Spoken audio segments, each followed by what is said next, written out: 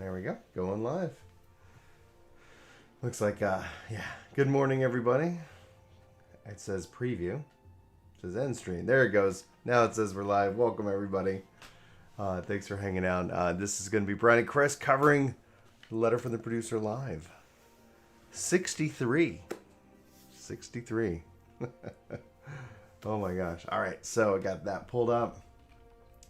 That's going, it's processing, it's thinking. Thanks for the 9 likes. Thanks for, if you're watching this in the archive, we'll do our best to sit here and have chapter markers for you. So if you want to jump to any particular section of what gets shown, what gets discussed, and more, obviously this is going to be our thoughts about what's going on. We're going to be translating using the power of the Reddit community. So thank you to the Reddit community for their translations. Also kind of, sharing our thoughts about everything that's been going on in game. But if you don't want to have our overlay and more, just note that I'll have a link to this specific thing you can go watch for yourself later after the fact. We always tend to get somebody's comment being like, I don't want to see your cams. It's like, all right, man.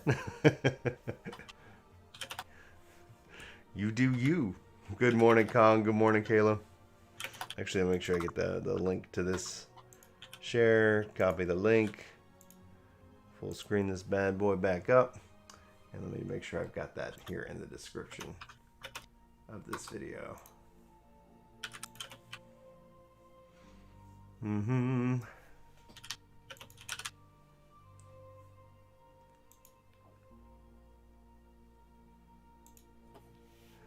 Hey, Super. How you doing?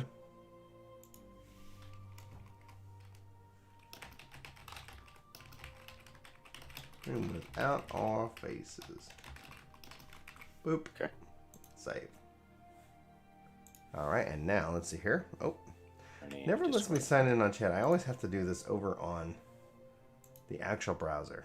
Hey, what's going on, Hamir? I need actual Discord open. Yeah. Translations. Yeah, okay. I'm going to need you to have that because I'm capturing this camera stuff. If I leave, it gets wonky. All right. And then let's see here. HTTPS Twitch.tv. Look at us. Check. Twitch. All right. Oh, I was working on stream avatars. I was like, I'm not done. Are you live on Twitch yet? I am live. All right, we're live. Bringing it to you guys. Bringing you the best information as we can. Hey, Kira. Yes, so I don't know if you saw my reply this morning, Kira, but the game is on GeForce Now. They finally got that added late last night. Runs great. Like, it runs great on GeForce Now. Went to go test it back on PC again, and all kinds of issues. So I'm going to uninstall PC, reinstall, but I'm happy that it's running well on GeForce Now. So I'm able to continue on with my legendaries. I've been awake for about a little over an hour. Good deal. So I did get up early. I do not sleep well when I have to be up for things like this. So I just you're always nervous. Like one last I'm worried I'm gonna miss it. Yeah. Same thing for flights and me, like 100%. Where I'm like, day before trip. All right, I don't want to be that guy. Once I get to the gate, I can relax. But yeah, Download a avatars and gears. Let me do this in a screen that's not you guys. Yeah, Izzy got up like at 4 this morning, so I ended up like changing her, getting her kind of just like situated, and then I was like, well, it's like 4:10, 4:20. I'm gonna go ahead and shower because it's like I don't want to go back to bed. Like, I'm already awake. If I try to go back to bed, by the time I'm probably gonna fall asleep, it's gonna be time my alarm's gonna go off. So I was like, you know what I want to do? I'm gonna play some Outriders. So that's what I did. That was my morning. Cool. And I got the Twitch link pinned. So if you guys haven't seen, we're on Twitch. We Work to Game got partnered, so you can go hang out with Chris. It's always a good time. Twitch has some really good tools.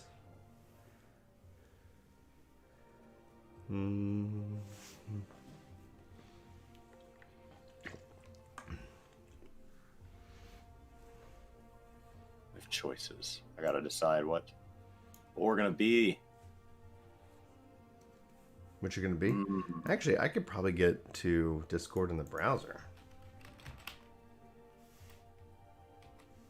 All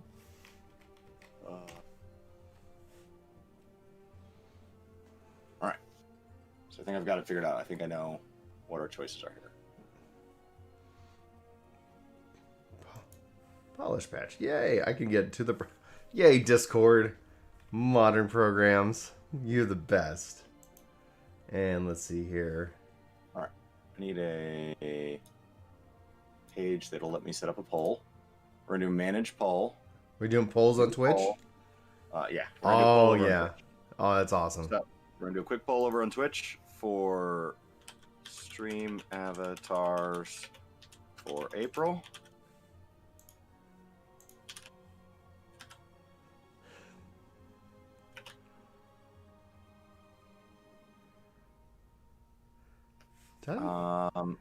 Jang, yeah. Thanks so much for that super chat. You can't be on Twitch unless you're a hot tub.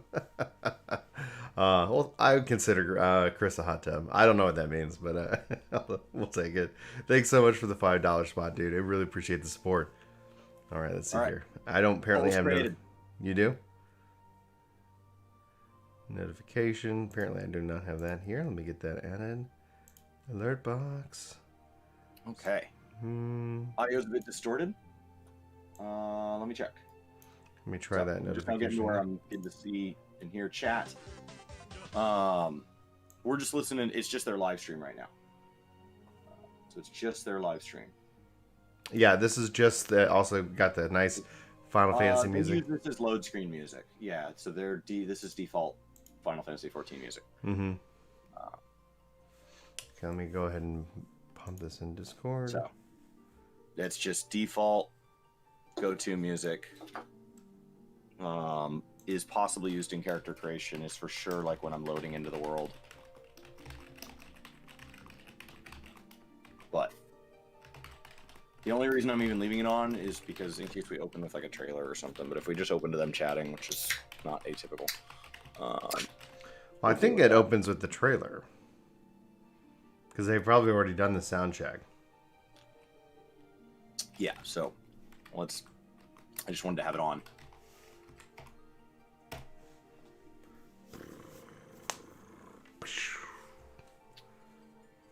It's just some of the default soundtrack.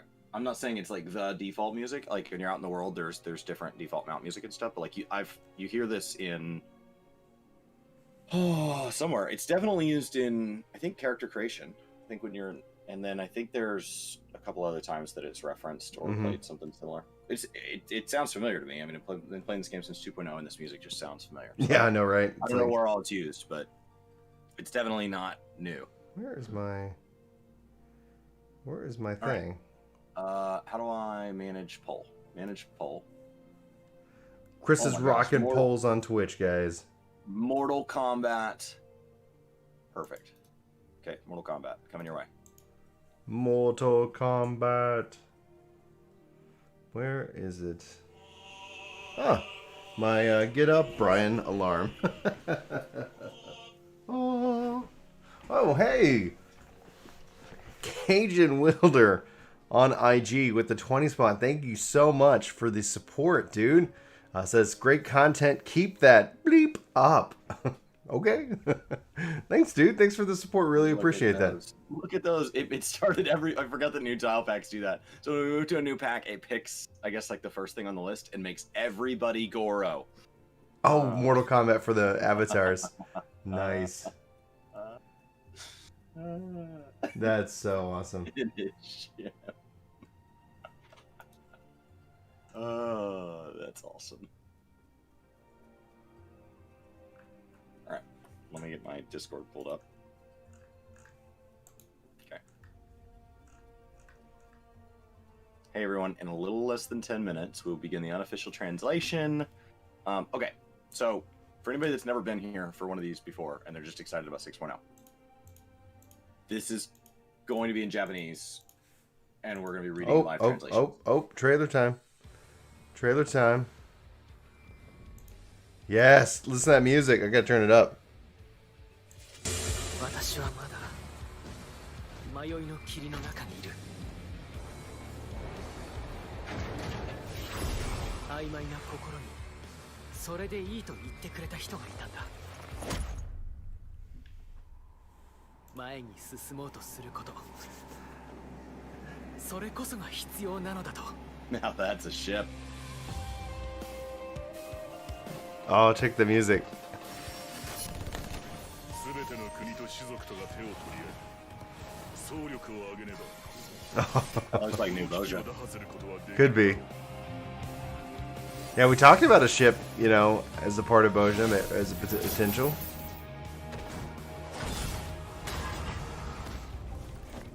戦場に立つ勇猛さだけが英雄の条件か。天を手に切り結ぶだけが誰かのための戦いなの There's か。 our, there's Yeah, our that's new, definitely about the Boja story. Heavily Boja story. Oh, check that out. You're near. Whoa. I do love that crossover events can be so jarring. Yeah, visibly. 進むんだろう。 Some sorrows of roulette. そして世界を救うために Oh, I like the Leviathan fights, like splitting up the platform. これ救う相手を選ぶことさえできないと。その甘さにいつか自分も殺されるぞ。 Oh, hell yeah.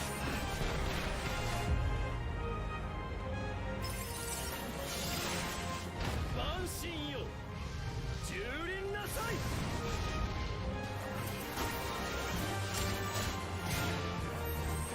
守るんだ。俺だって。 That's Ravana.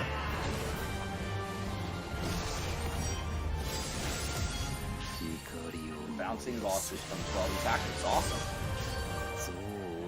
Oh, that's quite a moon.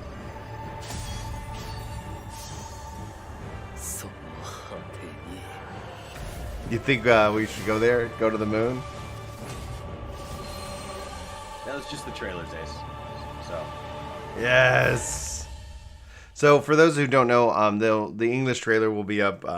Usually when they do a break in the stream, we will we'll go watch that one.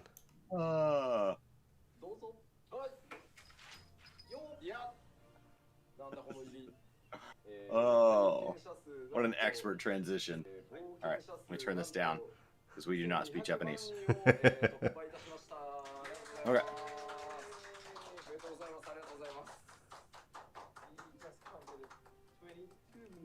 All right. 22 so- million players. 22 million, guys.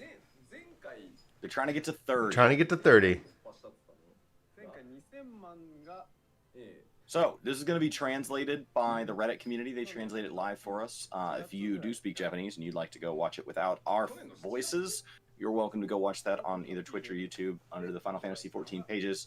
I know on the YouTube side it lets us put link down below, but here on Twitch you should be able to see it. Yeah, I got a link in the description. Okay.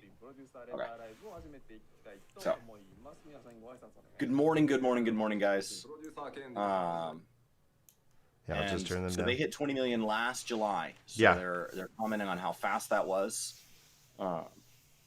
Obviously, Shadowbringer's been a pretty phenomenal expansion, and quarantine has been a pretty phenomenal time to play video games. So, with those things compare, and then World of Warcraft decided that a live service game doesn't need updates. So, with those choices all out in the world, This is of where which we they only are. had control of one. This is where we are now. So we've seen the trailer, and they've said thank you for 22 million, and that is all that's happened. This is going to be several hours long. There's going to be likely 2 parts. One part's going to be going over. They're going to open by going over all the information from last time briefly, Mhm. and then they're going to show us some detail of some areas, and then in part 2, you know, there's usually a part where there's either I think there's going to be an interview is what's scheduled today, but sometimes they go over like production schedules, sometimes they go over merch, and like it so the second half is less exciting. Then we're going to play Guild Wars today here on stream. Guild Wars. Brian will go off and provide for his family, I think. Unless you have today off to play some Outriders. I have today off. Oh, this guy. Good Friday to you indeed. And I'm playing Outriders tomorrow with Chris Blevins over on Twitch. work to game. It's gonna be good times. Gonna get that going. So I actually just posted an update. GeForce Now runs great. Runs great. I was finally able to play. PC, not so much. They're in the same room, but they're keeping enough distance because of the corona. How do we get one of those posters? How much do we pay to get one of those posters? I'm sure there's a store, like, you know, I'm sure they got It's like that big? Like that big? Like, it's the size of my green screen. They come in little roll-ups. I don't know. Maybe Chad So knows. remember, guys, this is patch 5.5. Part 1 of this will be released April 13th. Part 2, I would guess end of May, sometime after FanFest, Yeah. which is May 15th and 16th. So let's put up a calendar. While you talk, I'm going to pull up what potential that date would be. So I would assume, well, if I had to pick one day, Brian, if you're going to over-under me, I would pick, I'd pick the 25th. I'd pick the last Tuesday of the month. So, yeah. So that would that's the safe bet. That is the safe bet. I'm going to pick the safe bet and let him over-under it. Okay, well, then I'll say the 18th as a what? As a Price is Right. Yeah. Not I to bid exceed- what? I bid $1. He bids the Monday prior. We know it'll be on Tuesday. It does say end of May. Okay, there we go. There's our confirmation. They had hinted at that. Yeah. And that's about the right timing. Oh yeah, like the 25th I think makes the most sense. Gives them that extra week to test. AliExpress. They may have room for more listings now that they're not allowed to post H&M products. I read the news, guys. I just don't talk about it here on the channel. They're breaking up the patch into 2 parts. Yeah, and we're gonna get MSQ. We always get 2 parts of a patch, a main patch and a half patch. With 5.5, it's different because we're gonna get like a full amount of MSQ with both. So it's gonna feel big, but it's also typically the longest patch cycle in an expansion. So this has to last us until fall. So if you feel like you might want to take your time and you don't want to rush through the content, you should do that. Mm-hmm. You're welcome to rush through it at your own pace, but just know, those of us that play this game regularly will run out of main new content before the expansion. Yeah. You'll find also that can be the longest. This is the perfect time to return though. So like don't sit here and be like, "Oh, should I?" Like no, this is the perfect time to return 5.5, 5.5, 5.5, 5.5 all the way up into 6 is like a great, like lots of community coming back. They're playing through the trailer again. We'll go through the English one. We got all kinds of content we'll have rolled out for work again this week. Live. Mm-hmm. So all five supported languages just went live. So if any of you want to go find it on your respective Final Fantasy language site. Riku, thanks for the Prime sub. Thanks, man. Enjoy your Goro. We are Mortal Kombat this month. You can change it to whichever one you want. It just defaults everybody to Goro. Mortal Kombat. I don't know why it does that when I have people in when I do a new tile pack. Because when new people subscribe, it'll toss them onto something random. But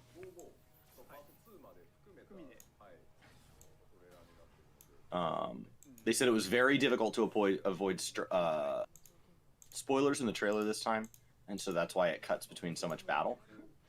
Yeah, a lot of Boja too. And then they are noting, like, because we saw that stuff like Boja, they are noting some of that comes in part 2, which we know that, right? So Relic is typically in a half patch. So we know that there's some of this is stuff we won't get to touch till end of May. Some of this is stuff that we'll go hands-on on the 13th.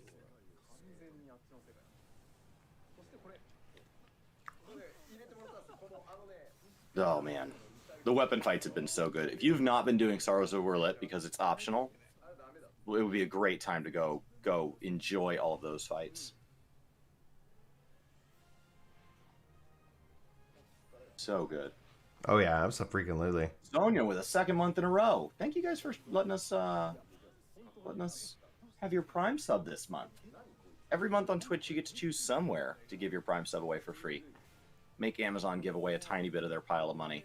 We appreciate when you pick us. I love that. Those dragons fighting.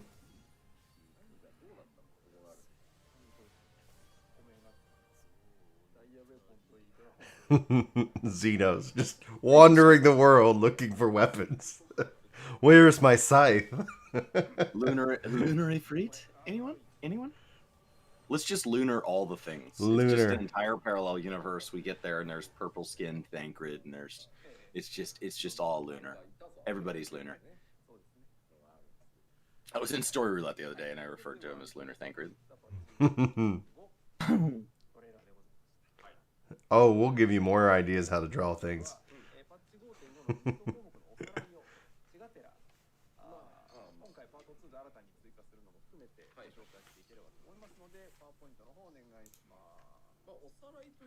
Why is your name above us? Lunar because Moogles. You donated something at some point? Bits, maybe? I don't remember which one's which. What do you say? Like, who said If it's that? not updating, it'll stay there. Okay, so they're going over main parts of patch 5.5. So obviously we're going to get new MSQ. That's going to be split over parts 1 and 2 because this is building to the finale. Keep in mind 6.0 is going to be wrapping up Final Fantasy XIV story, and 6.1 is going to begin anew. So they have a lot to do between parts 1, 2, and then 6.0. That's their total amount of remaining runway before this plane slides off of it. And we are getting a new instance dungeon that's going to be a story dungeon, which means it'll be trust enabled. And then new Chronicles of a New Era, which will be the final chapter of our Sorrows of Orlit, our trial series, which is separate from the main story, but is unbelievably vital. So if you haven't done it, you want some wonderful fights, and you want an emotional roller coaster, I encourage you to go jump through all that.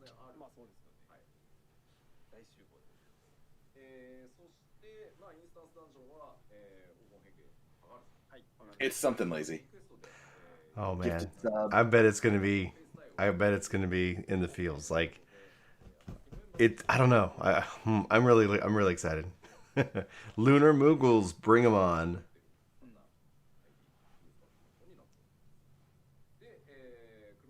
I don't remember which one's which lately, but yeah, you did something good.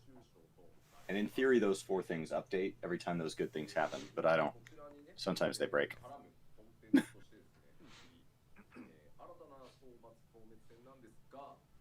All right.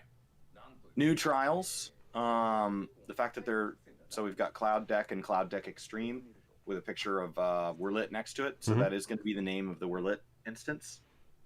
And then we've got the final piece of our 24-man series that crosses over with Nier Automata.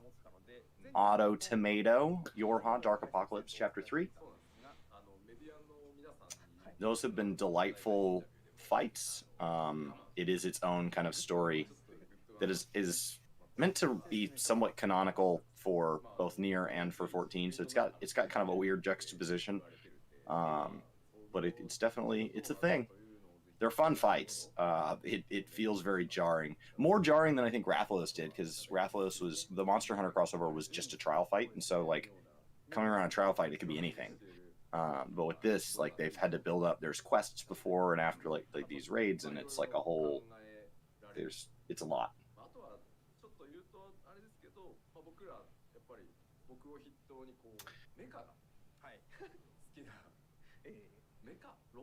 So right now he's okay. So they're confirming that the new dungeon supports the trust system.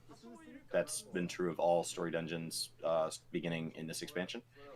And then they're noting they can't deny the Stormblood feeling in these with the sun setting in the background. Obviously, that makes sense with anything that would even start to hint towards the stuff that we've been addressing with Boja, lore-wise. Yeah.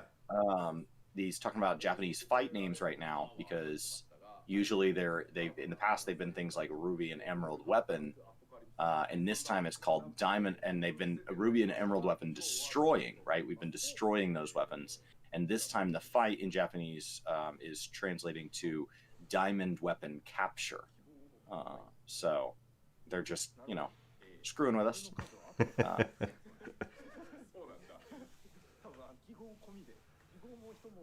So the rough translation here is Capture Operation. And then they had kept the Alliance Raids name secret so far. But this time they're going to go ahead and show us. This is the tower at Paradigm's Breach, and then usually they they said they're going to show us a sneak peek later. So usually they run around the instance on his little Lalafell Black Mage. You know, he might even pull the boss in his little god mode and reveal a single first mechanic and go, "Oh my gosh, I can't believe I did that." I think the first time he did it, I was like, "Oh!" And then then it's like, okay, yeah. All right, This isn't our first rodeo. We do 2 of these for every patch, plus any additional ones that they post up. So we cover these quite a bit. I, for some reason, was thinking they were done with job adjustments, but they're going to be making some job adjustments, everybody. It's a good chance to screw with things if you ever wanted to just... Not like massively overhaul your job, because that's coming with 6.0. Like here, but it'll be interesting to see what they do choose. Probably some potency changes, you think? He's saying that it'll be some slight numbers adjustments. He's mentioning Dragoon, and then of course he's noting Warrior, the best class in the game, Warrior. So, you know, those of you floor tanks and wonderful tanks, we will be getting some slight number adjustments. But the staff are currently working on the 6.0 job changes. We'll be seeing a change of the PvP seasons. PvP's been really active right now because of esoterics. Keep in mind that the esoteric Moogle Tombstone event ends with the launch of 5.5. So if there are any mounts that you want from that vendor, you need to get that done before the 13th. And he did note that of these slight number adjustments, they don't reveal these in the part 2 anymore. They used to, and that just made people angry, nervous, and never happy. So that's always in the patch notes once servers have gone down before it goes live. Sometimes as early as midnight the night before. And there are no nerfs. So nothing will be nerfed. But the buffs will also not be bigger than 1 or maybe 2%. So I assume they're just tuning things based around the squish that we're getting. Because in 6.0, we're going to get a stat squish. Which is where all your numbers will come down. But in theory, video games try to do, when games do these, I've lived through several of them in WoW, they try to protect your strength. So if I scale you from doing 1,000 damage to something with 10,000 life, down to doing 100 damage, I'll adjust it down to having 1,000 life. So it's still 10 hits. So it's everything, you should still feel the same. But for any of you that have ever worked with math where you've tried to convert down large numbers, things don't always work out exact. So their goal is to keep everything the same. It doesn't mean there won't be winners and losers by accident. Yeah, but most likely level sync content in the before 50. Like there'll be a range, I think, that will, like, okay. And I was talking to somebody about that specifically, and I was like, I wouldn't really worry about it because we've gotten so powerful in that content that even if it does become a little bit more challenging, I think we're still going to be more powerful than, you know, we were prior to what expansion. So it's like, it's not going to be like, oh my gosh, but you might see a noticeable, like, okay. But right now, like, you just kind of go into sync content and you're just hot knife and the content's butter. And it's like, that's the first thing I notice about Shadowbringers. Like going into even level 70 content, I'm like, we are just melting this stuff down, like without even any kind of trouble. So we're also swapping the Unreal trial. So any of you that want to clear the current Unreal trial and have not, I recommend you do that. And then we are now talking about Crafter and Gather updates. They had mentioned in part 1 that there would be new top end stuff for that. So that's going to include new expert recipes. For any of you that haven't engaged in crafting and gathering, basically they nerfed basic crafting and gathering, so it's super easy, barely an inconvenience now. And then at the top end, we have stuff that in theory is not macroable. In theory is leaning into a lot more proc chances and stuff like that. So the theory behind that is that those are much harder. I think the leaderboard showed us that people can do crazy things on repetition if they want to. So this will give you a shiny new main hand tool when completing them. And there will be maps opened via the gathering log will indicate the areas where the gathering points appear, and then a list of fish to be released at fishing holes is also going to be added. So you no longer have to open up different things. You can actually just like view that from there. I guess the new release. Oh, so you can just release. Oh, that's nice. That's nice. Ishgard Restoration. They confirmed in part 1 that wasn't going to be the end of it just because we've all completed our firmaments. But we will now hold celebrations. They'd called them festivals before. Skyrise Celebration. Seems like they've settled on a name. in honor of its restoration. I assume what that's going to do is recycle the fates, the crafting fates that were taking place during the building of the firmament, so that they can reuse that for anybody that didn't do it. I assume that's what that's going to be. We're also getting a new custom delivery client. Keep in mind the custom delivery client already in the firmament. There is a mount locked behind that. So if you'd like to do that one, it's a goofy, quirky story. Once you complete it after, I don't know, 4 weeks, 5 weeks, something like that, you do get a neat mount. And so Count Charlemagne here will be our new guy. And good morning, Carlos. And Carlos says, I just finished patch 5.3, and I feel like I can't catch up to experience the raids and Boja. There's just too much content. And I think essentially the goal would be is like if you're in 5.3, keep pushing forward the story. Story is going to be your primary gate that you want to make sure that you're current on as best as you can. And then essentially, yeah, like go and just try to find groups within Boja. And like you've thankfully, you know, the good news is that you got plenty of time between now and 5.5.5. Carinx, if you need a bathroom break, none of this should be shocking. This should all be stuff we learned in the part 1 of this. So if any of you need to step away, get a drink or anything because it's super early in the morning, this is the time. So Triple Triad. We're going to be addressing the use of 4 stars in the decks. They've been, over this expansion, making Triple Triad easier for people who are just getting started on building their decks.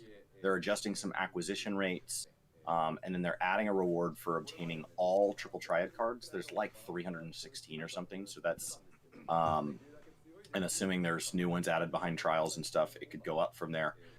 That's quite a grind. So giving people that does give them that very Yokai Watch type, like, if you want to go do this, go do this. This is our Pokemon style content, whereas WoW has the battle pet system. This is where you go around, you get it from different bosses, you get it from different trainers.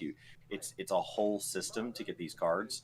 The drop rates on some of them are absolute garbage, so best of luck. Explorer mode is our G pose, where we can go into dungeons and we can run around with parasols and mounts and take beautiful pictures of ourselves. They are adding the level 70 dungeons, so they've continued to expand that system. It's nice to see them settle on something. We actually tried doing a duty recorder, and it never quite took off. It ended up feeling a little bit like the Unreal system, and then it just kind of stopped getting updated. And so I think that's because they had shifted to realizing this is more of what they wanted.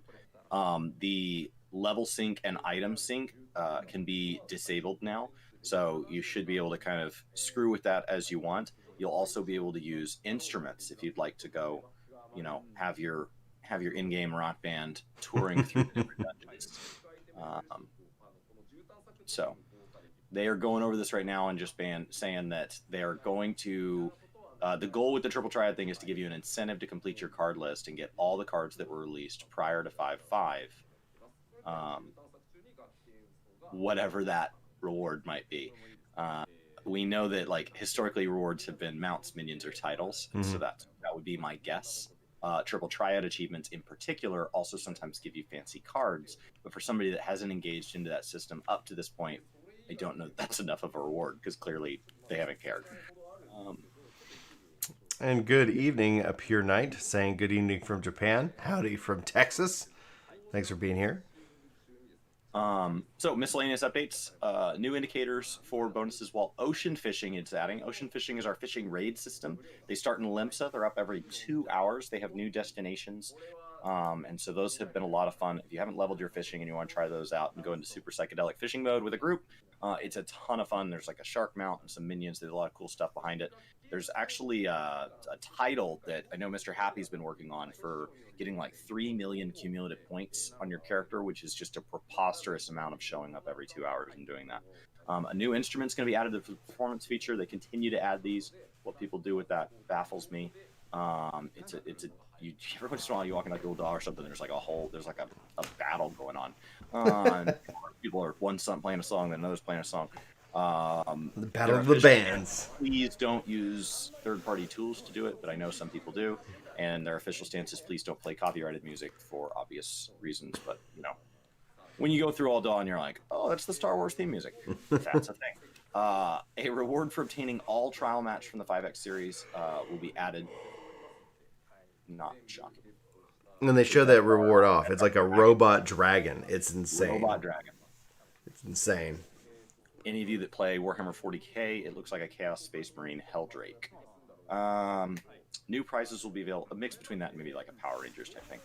And then new prizes available at the Golden Saucer. So for any of you not doing your fashion report each and every week, you get like 10,000 just for showing up. If you need stuff that costs MGP and you want it quickly, you get like, I don't know, 50 or 80,000 or something silly. If you go to Mioni's YouTube site, do the 3 or 4 steps he tells you to do every Friday, you can pile it up pretty quick.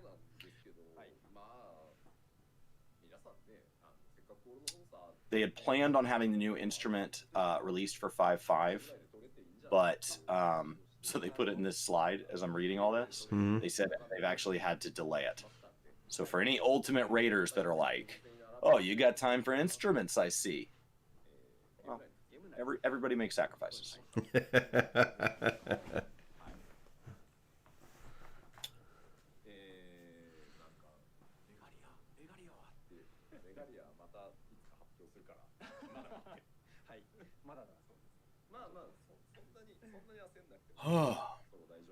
We don't know how much downtime's in slides, so sometimes I'm going to kind of interrupt Brian to keep the translation moving, and other times we've got just like, all right, a ton of downtime, because it turns out saying things in English and saying things in Japanese do not take the same amount of time.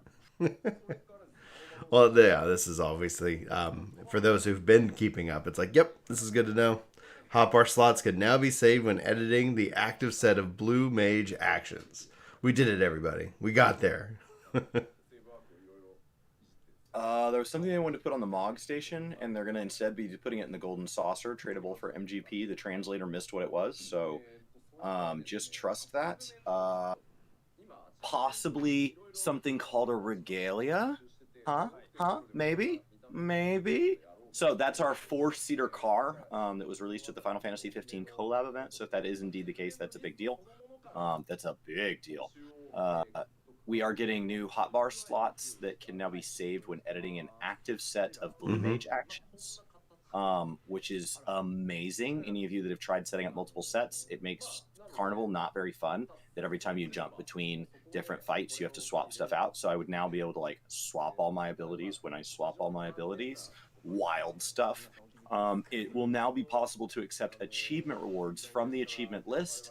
So I'm so sorry to the vendor that is now going to be lost to time by a waterfall in Gridania, because we're never going back. You can just go right to that. They're showing that's the crown that you get from commendations. I'm not reading Japanese, I just know that.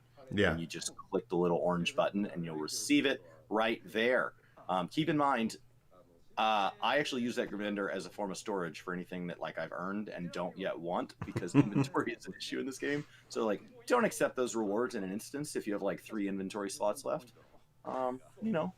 Wait. Mandalore asks, is this the live layer where they show off stuff from 6.0? And no, they're gonna be focused in on 5.5. The next time you'll hear anything about 6.0 is going to be May 15th and 16th. We'll be covering it for you, Mandalore, but yeah, this is going to be primarily 100% focused in on what is coming here in the next 2 weeks. So they said that they did apologize to the guy who has followed our journey in Gridania, who will now be out of a job. They think the translator couldn't remember his English name. They think it might be Jonathan, the achievement guy. But they did want to note he will still be in charge of veteran rewards. So for any of you new players that are still earning veteran rewards for the amount of time you've been subscribed, you will still have to make your way over to Gridania. And when you ask veteran players who have been around long enough they're not getting veteran rewards anymore, we will all forget where that is. So collision detection being updated. Neat. Miscellaneous updates. 5.5 is a chance to roll out anything they want to test that will affect the 6.0 stuff. So it would be, in my mind, the ideal time for them to give us access to data center visit if they're ready. Because then if it breaks, we're all like, oh no, I'm locked out of content that is not going to last long enough as is. So like if there was ever a time where like something bugged and crashed my client and I went and played something else for the evening, 5.5 is the perfect time. Lazy Swayze. See, we were just predicting. I don't know what that thing says. Never gifted. 5 gifted subs here on the channel.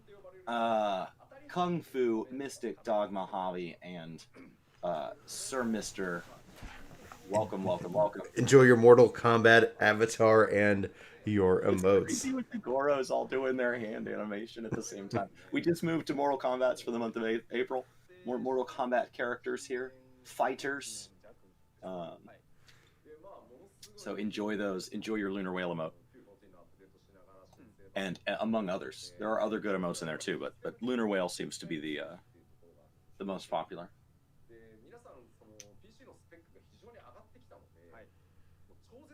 I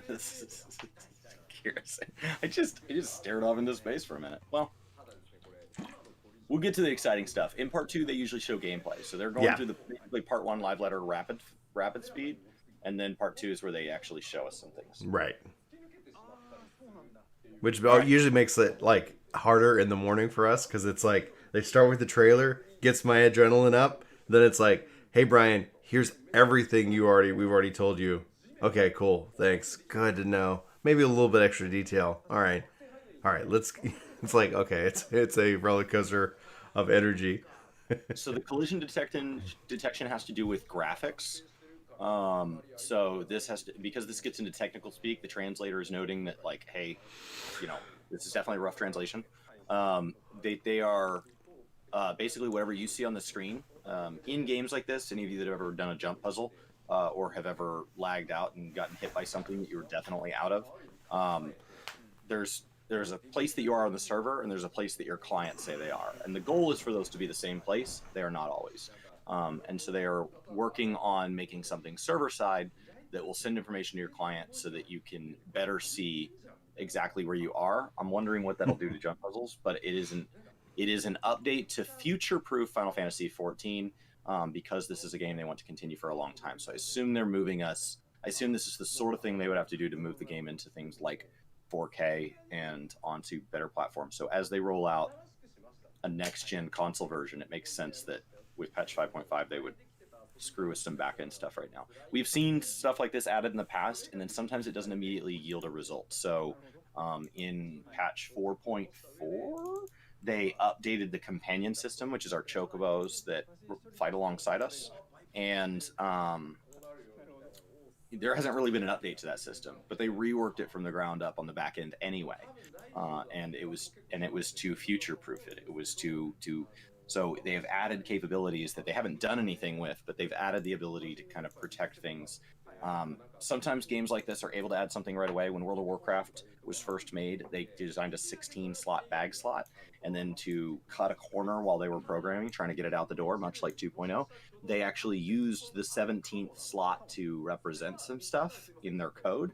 And so when people started wanting a bigger bag slot, as our other bags got bigger and bigger, from the 12-slot rune cloths up into now there's 32 and 34 slot bags, they were like, well, why is my mandatory backpack still 16 slots? Because their code did not allow them to add a 17th bag slot until like BFA.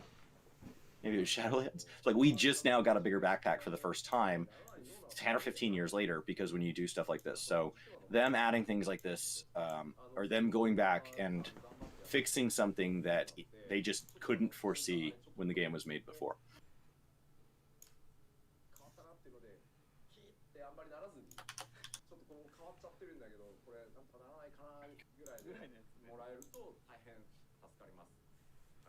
You started the live letter at midnight.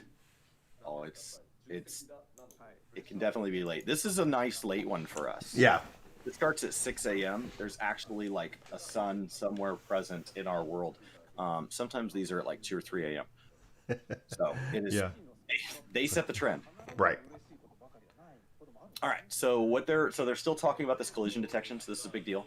They're saying, mainly in like housing, because of floating items, that won't be possible because of this update anymore. They tried to keep as many of them as they are. So if something broke, please let them know so they can try to restore that for you.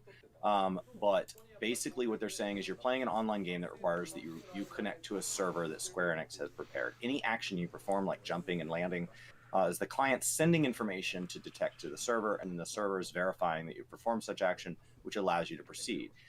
However, due to the fact that collision was programmed and used from 14, even from the legacy version, so our 1.0. Even Dalamud could not destroy our collision detection. With the improvement of hardware and technology, there is a need for collision technology to be updated so that when you're playing 14 on better hardware at a better frame rate, the server can better process the data that's sent to the server. I slowed down for better frame rate there because that's a big deal. Well, it's also because they've adjusted frame rate stuff to keep people from phasing into things that they shouldn't or into areas they shouldn't. That's why that they put a limiter on it in the first place, because people were like, "Oh, I'm able to get into this area because I'm running at this frame rate." Anyway,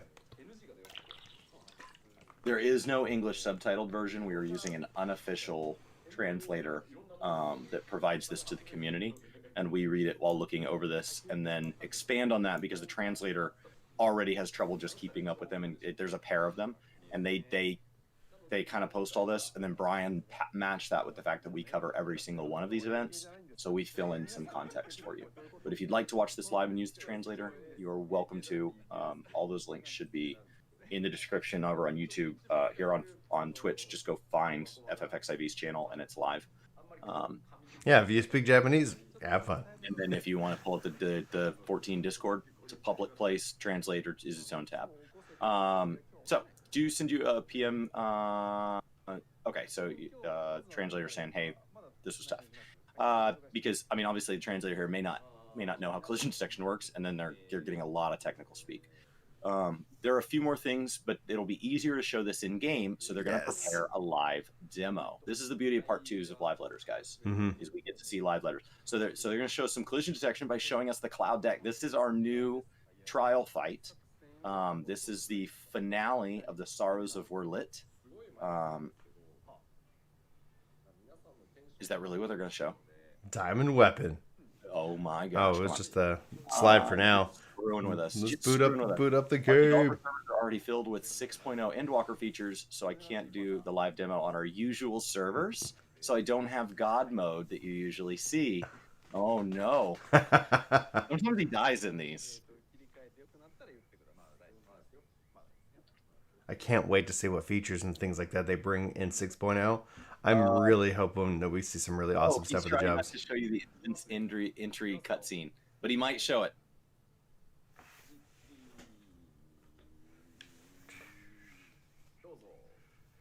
Oh.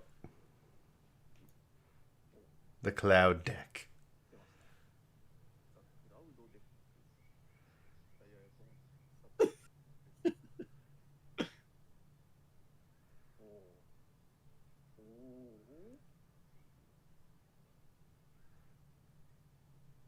Oh, yes. Is that the G weapon? Yeah.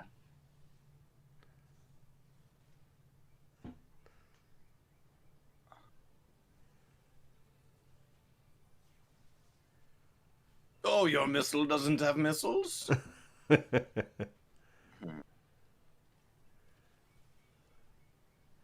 My missile has lots of missiles. How big of a request was it to make a cape for a robot that size? What's your job here at this? I'm knitting the cape.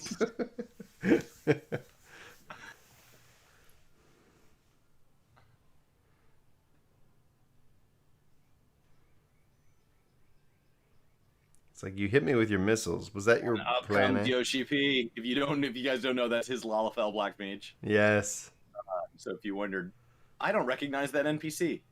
That is Yoshi P's character, Naoki Yoshida. All right, turn that back down. Oh.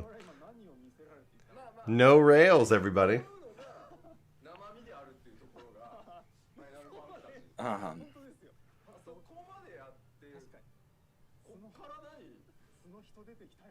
right. If you fall off, you fall off. I love the clouds, how they're separating, like as you're kind of going through them. Big fat. Oh, that Big Fat Tacos music. You can't unhear it. So if you guys haven't seen the Big Fat Tacos on YouTube, it adds lyrics where lyrics are not clear to the music for this. Once you watch it, you're now going to hear lyrics from now on. So if that's going to bother you, don't watch it. But if you'd like to have your life brightened, We can't play. I can't sing to it on stream because who knew that Final Fantasy XIV music had some foul language in it? But it's super funny. It's fantastic. So he's demonstrating the collision detection.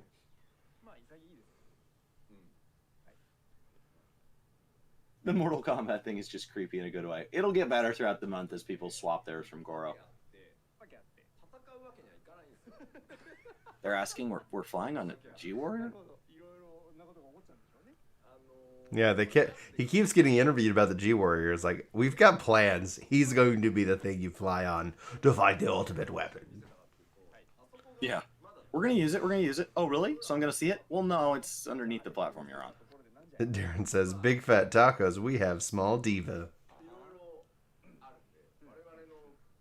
Oh, I hope so. I hope we see the diamond weapon in the Final Fantasy VII R universe.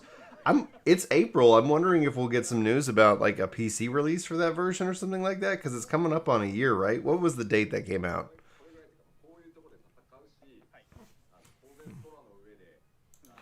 So he said that he was able to show the opening cutscene because it doesn't contain spoilers. But if he pulls, there will be huge spoilers. Well, then pull. They're usually super spoiler careful here, guys.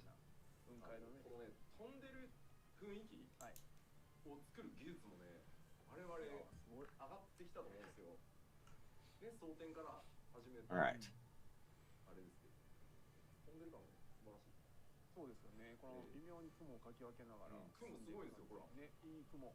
Come on. So he's showing the atmosphere. I don't know how this shows collision detection well, but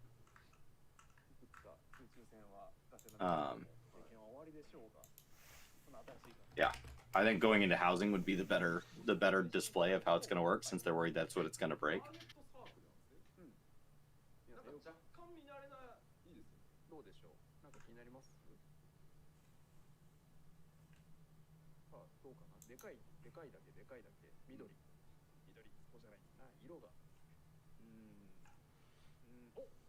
All right.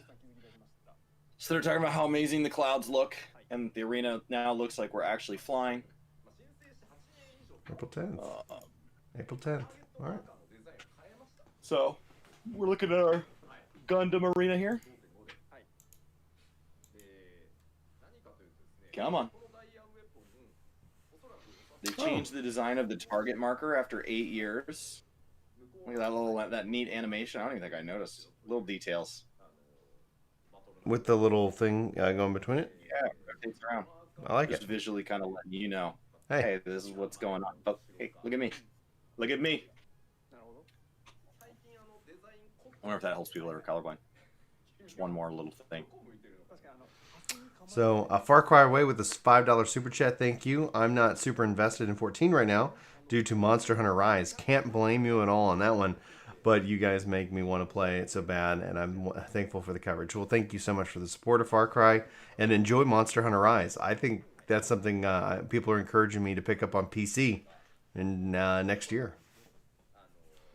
So they're noting there are no positionals in this encounter, guys. So as a hard shift from Delibram, that is entirely positional, there will be no positionals in this encounter.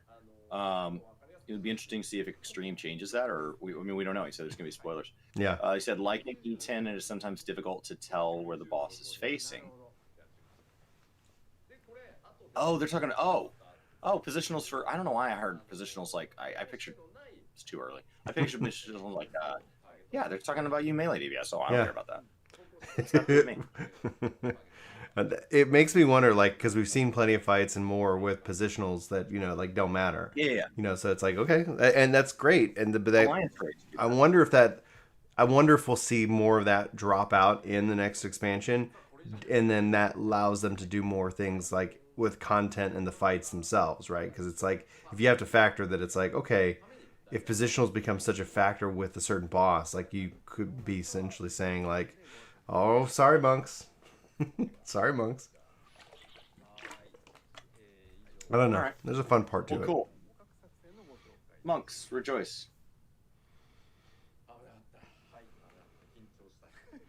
Yeah, I like it from a gameplay mechanic, but it's just kind of an academic thought right now.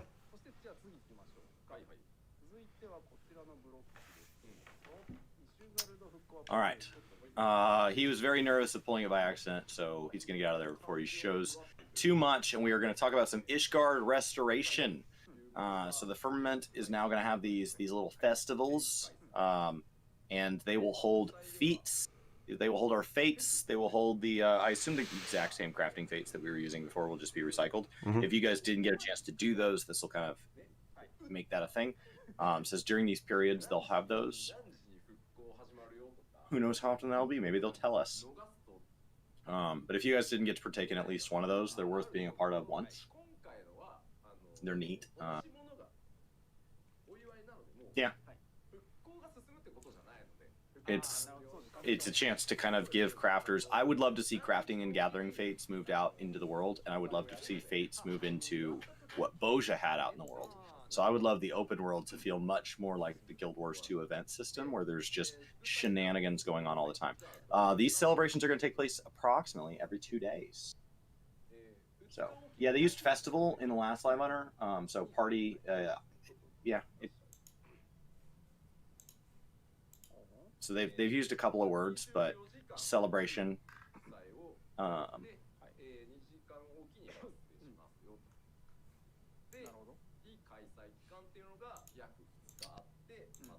And they will be held every 2 hours, totaling 12 per celebration period. So that'll be with our. I wonder if they'll off-sync it from the fishing raids, or if you'll have to make a choice. So we'll have a roughly 2 day break, and then it'll fire up again. I don't know from that. So from the way that looks, it looks like it's a 2-week cycle. No, 24 hours total. No, that's right. A or a 3-day cycle. 3-day cycle. So it's going to keep shifting, because if it's a 3-day cycle and we have a 7-day week, it's going to be ever shifting. So if there's a day of the week you can't do them on, it's not going to fall on a consistent day. Because that's just the math on that, right? 3-day cycle. I don't know why I read 2 week. It's too early, guys. I'll do my best to keep up. Apologies to all. This wasn't posted earlier. This is the new marker. Okay. Never mind. That's just translator stuff. They're posting some screenshots for things like that show a new marker, because otherwise, if you ever go back to look at the live translation later, you're like, this doesn't make any sense. What's the new marker look like? What's happening? All right. Let's talk about what these are. I'm assuming they're going to recycle it. Why would you not just recycle something you've already built? Competitive events for crafters and gatherers, similar to Fates. Yeah. Yeah. And he's asking how to pronounce it. Yoshipius. Oh, yeah. And you're going to earn presents depending on your participation rating, which is how Fates work. With fabulous fabulous items. I love that. Fabulous. Fabulous. These items are going to be fantastical.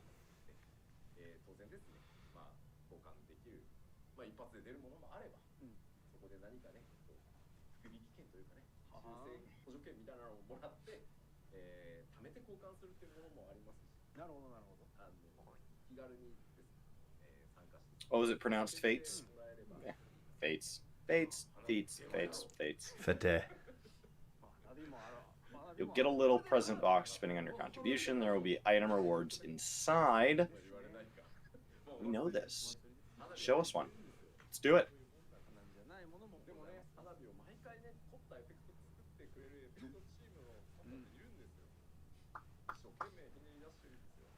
Was that you? Or was that somebody clapping? Okay. That was me.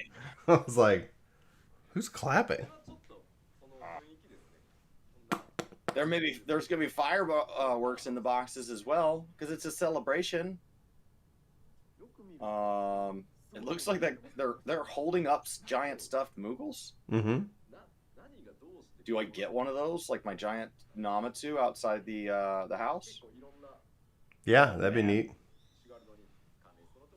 What made you and Chris decide to finally invest and get a large house? Well, we had the giant Namazu, and then they came out with giant Moogles, and we just didn't have enough space. And the visual effects team worked hard on those effects. As they show off giant stuffed noodles. Excellent. Theo says it's pronounced like Fett, like Boba Fett, French word. Yeah, with the with the little whatever symbol. I was like, oh, it looks like it's French. Fit. They said, please don't throw these at anyone. How awesome would it be if that means we could actually throw PlayStation those? 5. All right, guys. The open beta, remember, starts on April 13th. And then they would like to move into the real version as soon as it's stable. You PS5 players right now are playing on a PS4 Pro version that simply loads faster but does not take full advantage of the PS5. So they're working on getting you guys a version. For PS4 players that aren't ready to move to a PS5 or trying and can't, don't worry about it. When they did this with PS4, PS3 was not dropped immediately. It was a long time after. I believe several years. So I would not fear. Keep in mind, Yoshi P himself has not been able to get a hold of a PS5. So he is very well aware that the transition needs to be respectful of that. This will move you to 4K compatible. Look at all those resolutions. And he said fast loading times, speedy teleports. He is going to show it later.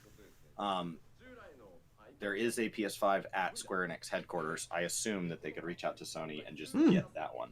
But he's commented in the past that that one is only usable for work purposes. That nobody's allowed to take it home.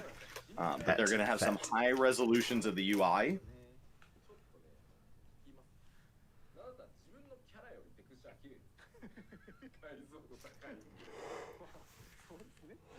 Oh, give me. Like the E is pronounced pet, like fet. Thank you, Mizzard. Oh, they're taking advantage of the haptic feedback? Oh, that's awesome. Maybe they'll make fishing feel even more realistic. I haven't held a PS5 controller, but I hear the haptic on it's amazing.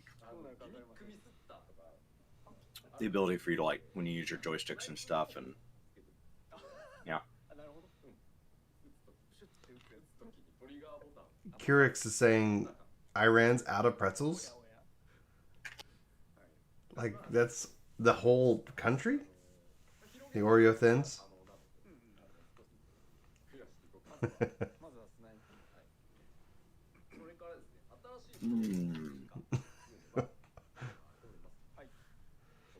Additional trophies. Additional trophies. That's good. The thin Java ones, they're amazing. But, like, we had to put them in little baggies so that I'd stop eating them and not eat the whole thing in one go. I'd be like, now I feel awful. Well, of course you do. 3D audio support, excellent. Get your PlayStation achievements out there. What's your favorite kind of Oreo? Is it the thin, or is it the double stuff, or is it like a seasonal one? The regular one or the thin Javas? Third would be the thin mint, but just the regular Oreo. No, I don't want double stuff. They got it right the first time. Haptics so strong when Ultima casts it, your controller leaps out of your hands and smacks you in the face. These are thin dark chocolates. Ugh, They're really good with peanut butter, but I can't do that while I'm talking to you guys because then I have to pound water and then I have to get up and then it's the whole thing. And they're adding 3D audio support as well. So they're taking advantage of this PlayStation's audio updates, DualSense haptic feedback, beyond just the resolution updates and the high fast loading times. Excuse me. For any of you Xbox fans seeing this and going, you can do all this, but you can't get ours running on the Xbox, they said in an interview that let's get all the platforms we're working on right now stable before we talk about anything. Mm-hmm. So it doesn't mean we will get an Xbox version, but that's a giant hint that if we were, a PlayStation 5 beta being live would be the sort of thing that would need to be out of the way before we had an event like FanFest. Yeah. Man, I want this on Xbox so bad, especially with their goal of getting to 30 million. It's like that would help especially if they're 22. They said the sound team worked hard to provide 3D audio for this update. You'll be able to hear where a mob is attacking, where footsteps in the dark are approaching from. That's the future right there. Super cool. It's been in the sense that Yoshi P has said that there are no blocks preventing it from, and thank Phil Spencer for that. Phil Spencer saying that it's coming. So in all avenues and language, it's coming. It has yet to be announced as with a date or any kind of information. If it does not get announced at this year's Fan Fest, I think we'd have to probably wait another full expansion for another opportunity. So they tend not to add platforms outside of the like an expansion, with the exception of PlayStation. So, and PlayStation 5 being more similar to PlayStation 4. The Thin Mint ones are amazing. The haptics. I've heard nothing but good things about the haptics on the PS5. I hear it's just an utter game changer.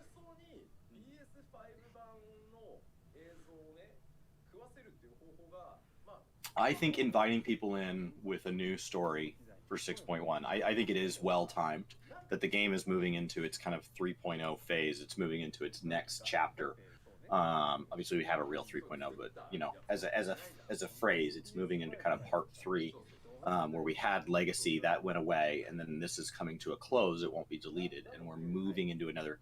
This is the ideal time. We're moving to a new generation of console support anyway. You know, we're coming off a phenomenal expansion. I think this is a great time. They are now seeing, wow, 20 million people. We could hit 30, and so I think Phil Spencer's worked very hard to make Xbox no longer just the place for the traditional set of games it's entitled. Mm-hmm. They want to bring more family titles. They want to bring JRPGs. They want to bring all these areas that represent groups of players they have not traditionally served well in the past. And so when you have that kind of support, and Yoshi P has come out and said, Phil's gotten every roadblock out of the way. He's done everything we've asked. There's nothing stopping us. And we want it on every platform it can be on as a separate statement. If you marry those together, that means it should come to Xbox. And then when asked, he goes, no. And so come on. He's like, let's get through the PS5 version first, etc. And they've talked about the difficulty of launching new versions. So with PS5, they're focused on that. FanFest is where we handle pre-orders. That would be the ideal time to do that. Thank you guys for live demo. So live demo. All right. On the PS5, they said the weather is bad. Let me use my god powers. And thanks guys for the 21 likes here on the Ginger Prime stream. If you're watching, and let's see if we can't get to 50. I don't think I've had 50 likes on a Ginger Prime live stream before, so I'm putting out the goal. If you're here lurking, hit that like button. So that's a 4K TV. That is the game running in 4K. On PS5. He said they could have just shown pre-rendered footage, but people might think that was fake. Mm-hmm. It could be pre-recorded, so what they're doing is they're just going to show it really running at 4K. Yeah. But they said there's one small issue. The stream is being broadcast in 720p. It's like when Blu-ray and HD were first coming out, they were trying to show you your movies will look better, and then they're like trying to show you before and after, but I'm watching it on my display now. So how can you show me the difference? So they said that the material is 4K, but the stream is 720p. So it's, yes, zoom in. Yes, look at how sharp they are. Ooh. But you're limited by the fact that you're recording a rolling shutter. So it's what a mess. This is a challenge. This is so goofy. I'm sure in their head this was a good idea. Just trust that it's 4K. It would be weird to go through all this effort and be like, and we were lying. We were lying. Ooh, look at how good. Yoshi says, look at my face for comparison. What is happening? This is great. What is happening? This is great. Oh, God, that's funny. And Scott, stream's been up for about an hour and 10 minutes so far. We'll summarize it for y'all over on Work the Game here later, but these things can go long. We still have a lot of information to cover, so you pretty much just missed the summary of the previous live letter, and now they're showing off the PS5 version, which really is difficult because they're streaming in 720p or something like that. They moved to streaming in 720 because they were having all those stream issues for all the time. So I don't know if they always have. I don't know if those used to be in 1080, but they used to have these issues. So I imagine that's why if they weren't in 1080 before, I know why they're not now. And if they weren't, please don't move to it because they have had stream go down in the past. Mm-hmm. So makes sense to me that their streams are in 720. And Yoshi P is noting that I guess the comment section for the JP server said that he had clean skin, and so he wanted to thank chat, but that was not the point.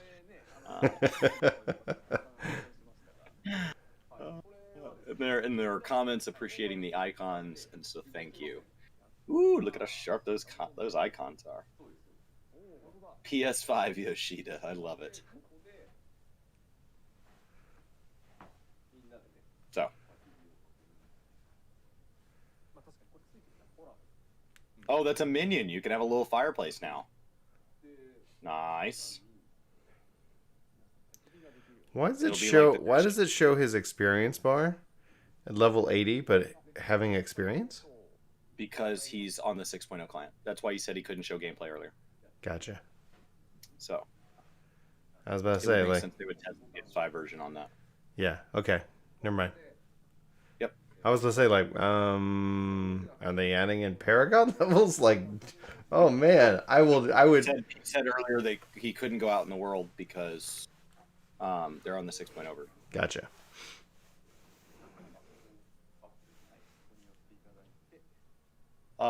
And the fireplace, the fire is going to be like the pink cushion, guys. If you don't have the pink cushion minion, when you summon it, it just sits. He said if it actually followed you, it would feel like a horror game. So the pink cushion doesn't move. You just kind of, I think it's from Ishgard Restoration. Is that where I got it from? That sounds right. I think I got it from the scratch offs from the Ishgard. Nice. We have so many emotes now. So we implemented a search function for emotes. Nice. So, Proofy's saying that 14 should get a graphics update. So that's what this is. This is 4K. It's running in 4K. Now, because it's an MMO and we service a large number of players, that will not move min spec on its own. That'll move the top end. That'll widen the range. But the way it moves is it's kind of like a three-legged race, like, you know, with a potato sack. Like, we step it forward and then the other can step forward. And so we stepped it.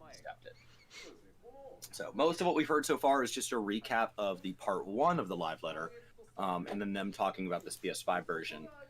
There's a couple little things you're seeing, like the target icon here is updated, so it says, oh, those little arrows on there show you which way it's facing. That's so interesting. They updated that and then gave us a trial fight that had no positionals. Like, that's just ironic because that's really nice. Look, when you're on the side, you can see that you're on the side and which side's the front, just in case you ever have a monster where that's not clear. I like that. That's the first time they've updated the target marker since 2.0. So, that's great. There was not always a feature that searched emotes. No. You could favorites. It's just tabs. Yeah. It's just tabs. There are things for like searching Orchestron scrolls. So like, you can also search minions. You can also search mounts, I believe. And so you can search a number of things, but not emotes. But as we've added more emotes. Michael says, so I'm watching a 4K screen downscaled to 720, upscaled to 1080p on my television right now. Yeah, and the worst is they're recording this off of a camera on a TV. And so a camera off of TV, if you guys know how rolling shutters work, is already a nightmare to display, to have data loss. So like, it's a rolling shutter camera recording a rolling shutter TV. And so, like, you're already having data loss. Yeah, this is... Oh, it's just compression on compression on compression. Yeah, there's no adding data back. This isn't going to look great. Morning, TGF. How you doing? TGIF. So now they're going to show load times. So we're teleporting to Limsa, and we are there. We are there. We are in Limsa. Boop. Do it again. Do it again. Do it again. Do it again. Yeah. Take us somewhere. Here it comes. Okay, so here comes the load screen, and it loads.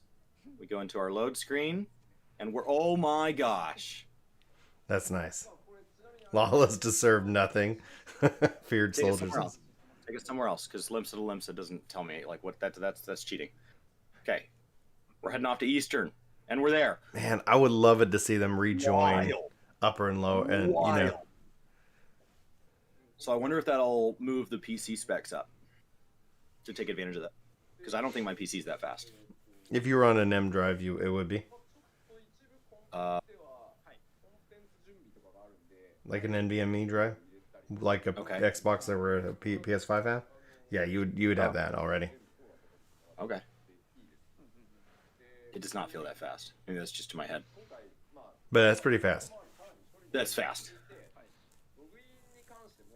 That Limsa's not crowded. Span, that Limsa is 6.0 Limsa. So, yeah, they're not.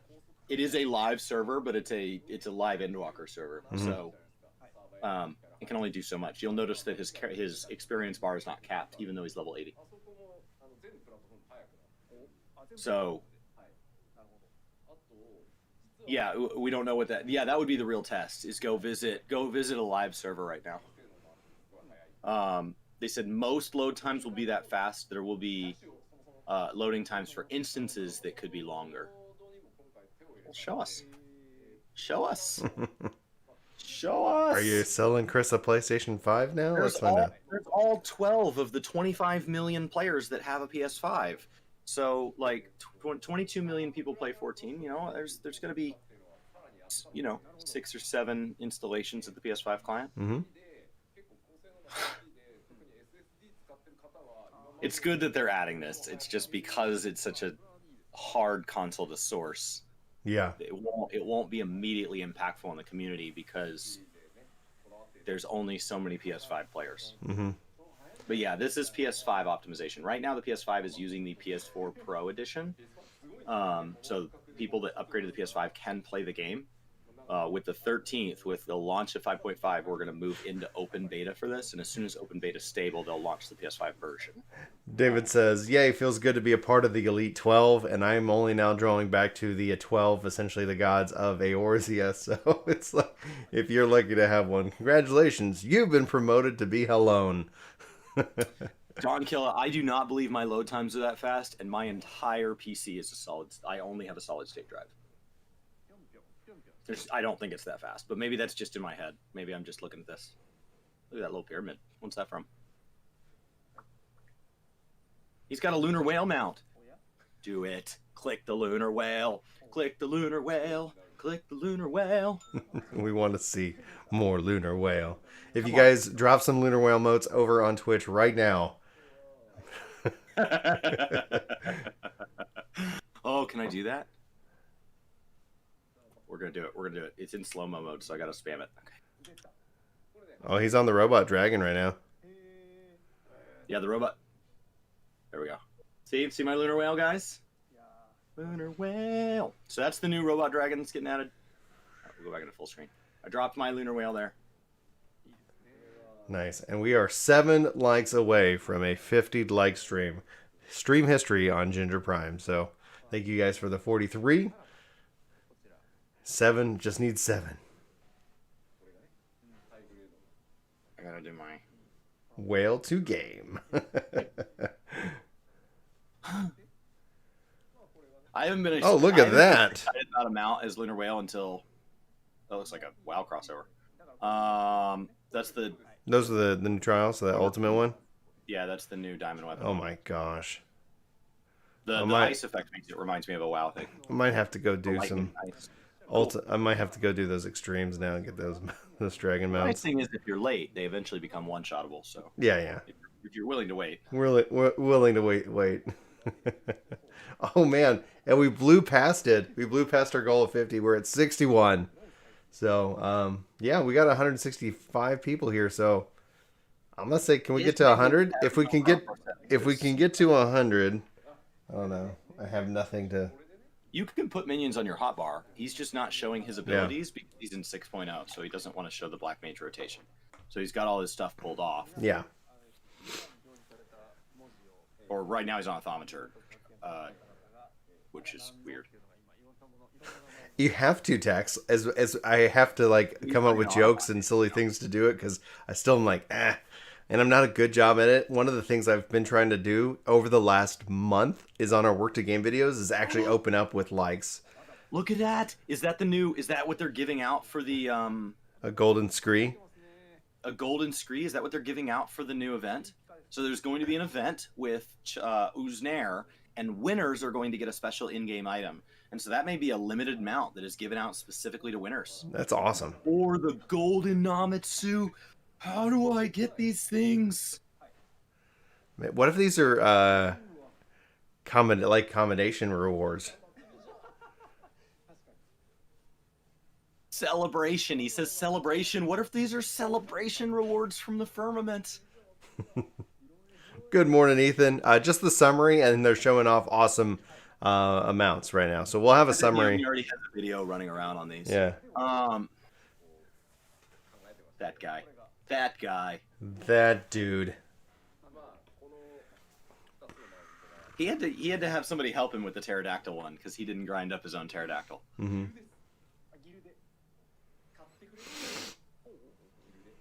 More mountains you'll never get. Oh, come on, Feared Soldier, you can do it. We'll do a game. We'll do a game night. We'll do game night mountain farms coming up as we move into 6.0. We'll do some co-streams. Category for mounts. Whoa, what? Just reskin old mounts. There's just do it. Oh. Guys, my schedule may not be a monthly schedule that's so predictable anymore because we may have to do celebration. These are 2 from that category. Those are not the only 2 golden mounts. You buy these mounts for Gil. For Gil. Oh, Gil rewards. Oh, that's... And no, not just 1 or 2 million. Ladies and gentlemen, yes. Gil may have a use. Get your retainers listing stuff. Thank you, Yoshi P. Yes. Thank you. Oh, you stop clapping. Too rich. They're coming for your They're Gil. coming for your Gil. Yay. Oh, dude. Man, what a huge announcement. We're done. We did it. Over. We're good. That's all I need, guys. Game over. Done. That's it here. There's nothing more to see. We have completed it. Gil has a use, at least for a little bit of time, and that's all I need for now. Oh my gosh. Yeah, but because it's a whole system and not just a single mount, you can just continue to up it for every new golden mount. Hey, Chris, so when we move into the next expansion, you can have the new Extreme Mounts golden version just cost more if he wants.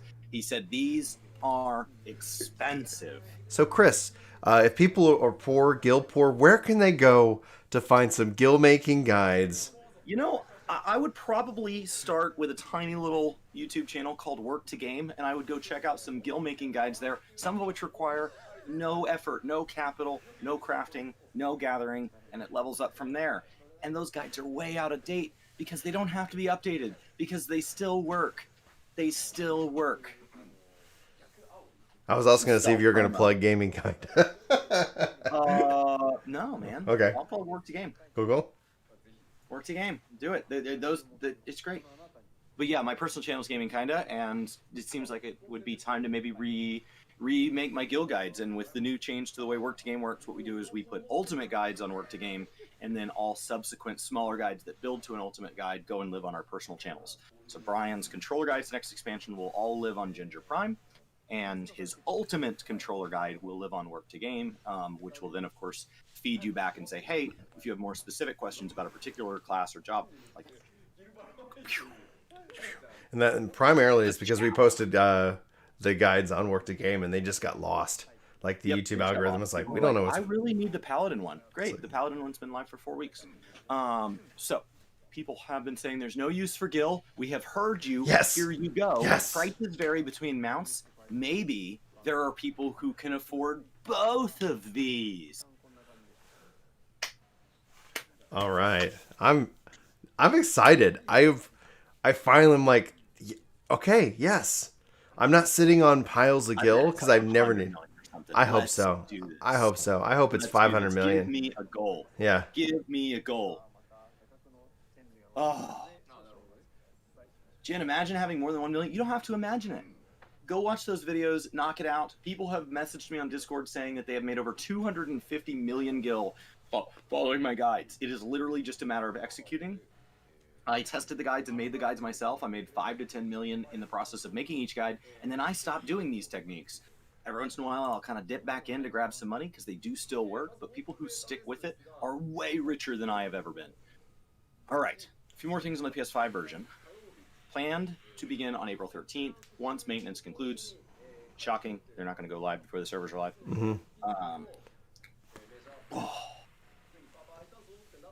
Yeah, the highest I've heard is 250 million. I've heard a lot of people make it to 100 million off my guides. The highest I've heard is 250 million. And I was like, well, my goodness. Actually, when I heard the 250 million, I went and used mine to get up to like 35 million, which is the highest I've ever been in one time. Because I was like, okay, well, like, if they can make it to 250, you got to do something. You'll be able to log onto the PS5 version as soon as servers go live after the 5.5 maintenance. Keep in mind the PS4 version will still be live. They're going to be separate clients, which the beauty of that is for any of you that maybe do like Savage reclears, you might want to play on the PS5 version. You're like, it's a little bit buggy. When you do your reclears, you can hop back over to the other version. And for anybody hopping versions, the backup feature allows you to transfer your hotbars, your all but I don't know if it grabs your macros, but it grabs like your gear sets and your hotbars and all that and your settings. So if you have preferences on like your UI and stuff, it'll grab all of that. You back that up, and then you can, for any of you that have never platform hopped before, that lets you kind of do that. So current PS4 versions will be able to download the PS5 upgrade edition, new PS4 players on PS5s, and new players will download the PS5 version of the free trial. Details will be posted on the Lodestone, because we have the Lodestone, the Mog Station, the launcher, and in-game, so we like to confuse you because we can't unify where we notify people. Yeah, I know, right?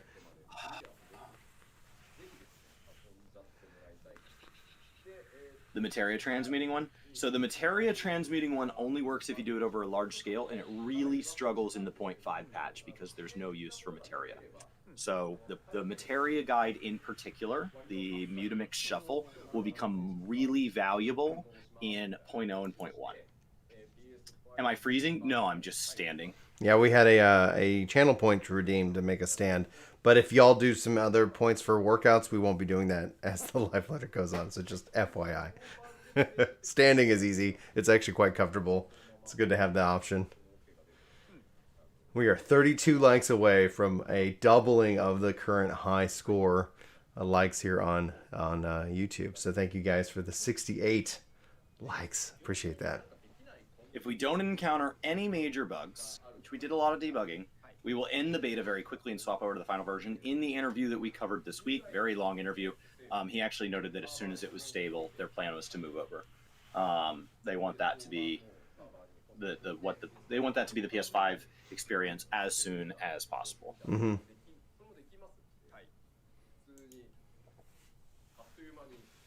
Yeah. Neat. That'd be great. Yeah, having the full release PS5. Sure. Go nuts. Show. All right. Let's do more. It's okay. I just have to do a better job at it. Look at that guild just showering in the background. Just launching everywhere. I'll occasionally get people saying look at them getting my announcements right. So what Yoshi P just said from the man himself, please save your HUDs on the PS4 to the server so you can use them on the PS5 again. Mm-hmm. There you go. It's like we've done this before. I've played across multiple platforms. I own Shadowbringers on Mac, PC, and PlayStation, so I'm only missing the Steam version. Got to catch them all. They are separate purchases for those of you that have never made the move, but when I upgraded from PS3 to PS4, there was like a 1-year period where they gave us a free upgrade. Loading times will be sped up on all platforms. Yes. So you're right. You're right that it was high resolution UI will be added to the Windows version. Yes. It won't matter to me because I play the game in 1080p. But for those of you with 4K displays who want to dial it to the 9s, that was what I was asking. You did all this for the PS5. What about us? This is amazing. This is all 5.5. This is April 13th. Yeah. Oh, and Real Kitty Hawk, so excited. They're showering us with subscriptions. Game Wizard, Dice, Arctic, Nerdly, and Rennie. You all just now got lovely little lunar whale emotes, and you're running around. This month will be Mortal Kombat fighters. It defaulted everybody to Goros, if you wonder why that's confusing on the screen. So, thank you so much, Kitty Hawk. We're at, I don't know what we're at for the day. a lot. We're at a lot. 5 plus the 2 earlier plus 5 is 12 plus another prime from Saravia is 13. The reason I'm counting is because when we hit 28, I know I said 25, we moved it. 28, I'm giving away a Lunar Whale coaster each day that we clear 28 subscriptions here on the channel. The reason I moved it from 25 to 28 is 25 was our average last month per day, and I'm trying to move us to being more consistent. And so I want to say thank you guys when that makes my life just a little less stressful since I do this full time. So we're giving away Lunar Whale coasters. And the reason I moved it to 28 is so I could pay for international shipping. So that's all the difference there is. And so Phil Demean with 1,000 bits. My goodness. Thank you, Phil. Thank you so much for that support, guys. Get some hype in chat. Drop some whale mounts. Drop a moat. Thank you, Phil. Thank you, Real Kitty Hawk. Thank you, all the gifted subs over on Twitch. Really appreciate it. Thanks for the likes too. I think y'all. I keep kind of popping over. 75 as well. You guys are so generous. I really appreciate that. And you never have to worry about forgetting your like. I just do a bad job at kind of reminding people. I just need to start getting comfortable saying it at the start of videos. So maybe April will be the month that I become a better YouTuber. Garrett triggering that 100 bits gift. We're going to work on those 1,000 ones because that seems to be the ones, the 1,000 and the 200. Yeah, we need to get some of those done. So as of Monday morning, we were at $89 in the Lunar Whale Fund. All ad revenue from our Twitch channel through May 14th is currently going to pay for lunar whales. We don't have a price on those, so I don't know how many that's giving away. I would assume we're in our second one. Irish with 1,000. Thank you so much. You guys are in a hype train. If we get to level 5, I have to say something goofy in our next recording, and it'll be randomly determined. So we're going to a break here. If you guys haven't been to a live letter before, that's a break between part 1 and part 2. Part 1 is all the big exciting news. Part 2 is where there's an interview, or they go over, they have a guest come on and they talk about Q&A type stuff. Have y'all seen these new ads? Sorry, just 1 second. Like, have you seen the new ads? They're wonderful.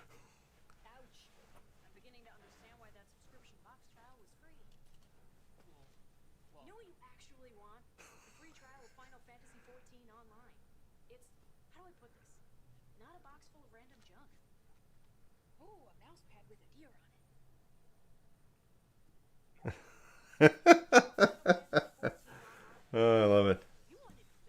You want adventure? You want to slay enemies? Let's get some glory. Let's get some glory. There's a lot of good ones. There's 3 of them. Yeah. They're on their YouTube channel if you want to go watch them. I did not get a chance to watch the April Fool's one, so. I haven't seen the April Fool's one yet. So should I? Let's see here. Mute this, and then what I want to do. They're playing another one back to back. They're just playing their own ads. Yeah, why not? They've been doing this ad campaign. It's pretty smart. Let's pull up the trailer for English, shall we? And get a good view. I'm gonna pull it up, Chris. Let me know when you're ready to watch it so we can play it. I'm watching this ad first. Okay, you enjoyed that. Favorite one. You enjoy. Ba ba ba ba ba. Yeah, so this is a halfway mark. I still feel like there's so much they haven't shared yet. I don't know. But if this is halfway, we've been live for 1 hour and 30, so maybe another an hour, something like that. What's going on, Mancho? Looking swole, Dark Knight. Yeah. 80 likes, almost there. Like 50 is nuts. I don't think I've seen, because I don't stream obviously much here. There's one more. Oh wait. Here, I'll just go back to it. Here's the last one. There's only 3, so I figured they'd play them back to back. Yeah. Dyson Madchild contributing to the hype train with 100 bits. Thank you guys. Who are you?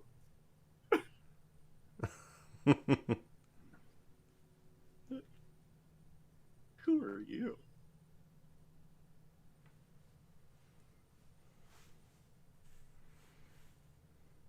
Online. With Final Fantasy XIV, you get to join your friends on epic battles with endless possibilities. Oh yeah, this is totally bingeable. I know, right? I care about you guys too much to let you watch bad TV. Look, with Final Fantasy XIV, you actually do stuff. Fight bad guys, slay enemies, you name it. Deep down, you're you're a slayer. Looking aren't you, Joy? swole, Dark Knight. Yeah. Phil gifting 10 subs. The free trial you've always wanted. Now over 22 million players. All right. Phil with 10 subs. Thank you so much, Phil. That gets Felmore, BTM, Heather, Chief, Lay, Get, Lazy, Stancil, Watermelon, and Vader. All of you guys enjoy being Mortal Kombat people. There's an overlay here on the stream in mobile. You just click there. It should be like, I don't know, somewhere where this chat is. And that'll let you change to a Mortal Kombat character of your choosing for the month of April. And then we'll change it up again. And that put us at 23. Elysium gifting 2 more to Adalar and KVN. So that puts us to 25. At 28, we're giving away a coaster, guys. We're streaming through 2 o'clock today. No rush, but, you know, Yeah. Level 5 complete. We're now giving away a chance to make me say something goofy. So, chance to make me say something right, goofy. let's get. Watch that. Yeah, could I? Is it okay if I learn what you're supposed to say that's goofy? If they win? Yeah, if you want. Yeah. Okay, cool. So we are gonna do all right, we're gonna do keyword live. So for those of you that have never done this before, you do ! live. Doesn't help you to spam it, so just do it the once. Sir Bob of Duck with a Prime sub. 2 to go. And Elysium with 2 So to Armand and live. Uncle. What this is this is a chance to give me a work-appropriate phrase, and I will work it into the next recording. As of yesterday, I have to say a phrase in our recording, which will be today's summary of this event, which I will actually record live. That was given to us by Insomniac Gamer yesterday, is who won that. So we will be doing it to it, which is exciting. All right. Stargazer with 300 bits. Thank you so much for the support. And 83 likes on YouTube. You guys are great. Let's see here. Okay. Let's go watch this trailer, and then I'll do it after. All right, so live over on Twitch. If you guys haven't subbed, now we're gonna watch this. I'm gonna pull this up. Let me know when you're ready, Chris, so we can react at the same time. By golly, that's 100 bits. By golly. By golly. Oh my goodness. Oh Okay. my goodness. All right, we ready? Look at them at 421 subs. If they try really hard, they might be able to pass the size of their own Reddit community. All right. Do we want to watch British or American? American. Those are separate. The American. Oh, we're voting America. America 8.1K over you pesky Brits. All right, you ready? It's a more reasonable time of day for you. What are you doing? Get it together, Brits. You ready for me to hit play? Yeah. All right, 3, 2, 1, go. All right. Here we are. We want a prize that's not materia. Thank you so much. And Saffron, 1 subscription to go.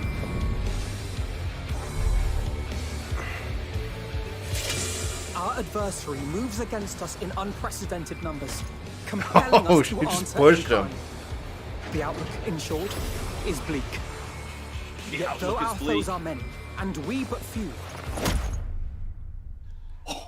Yes, our Now, foes are we many. must still tip the balance in Eorzea's favor. Giveaway here in a minute. Yeah.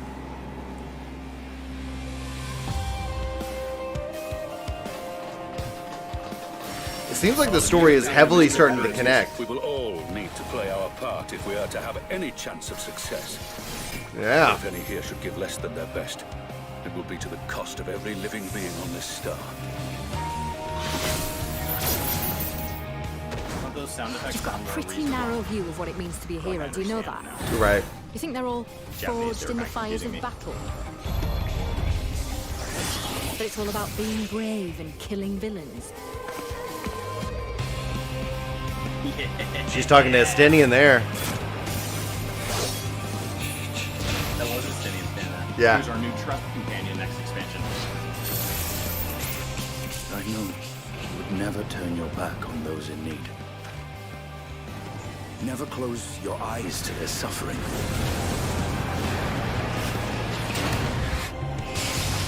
But in Ralga's name happened here. The battlefield's littered with would-be They showed heroes. us who was inside? At this rate, you'll lot be next. I noticed that before.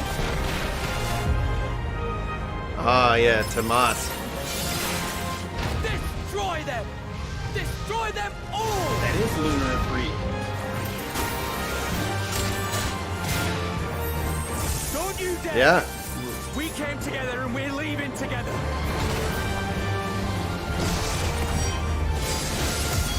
While I await you, I shall drink a sea of souls. Did he get up from his chair? And Yeah, he did. gorge myself How many times do we get to on see the him stand? darkened moon.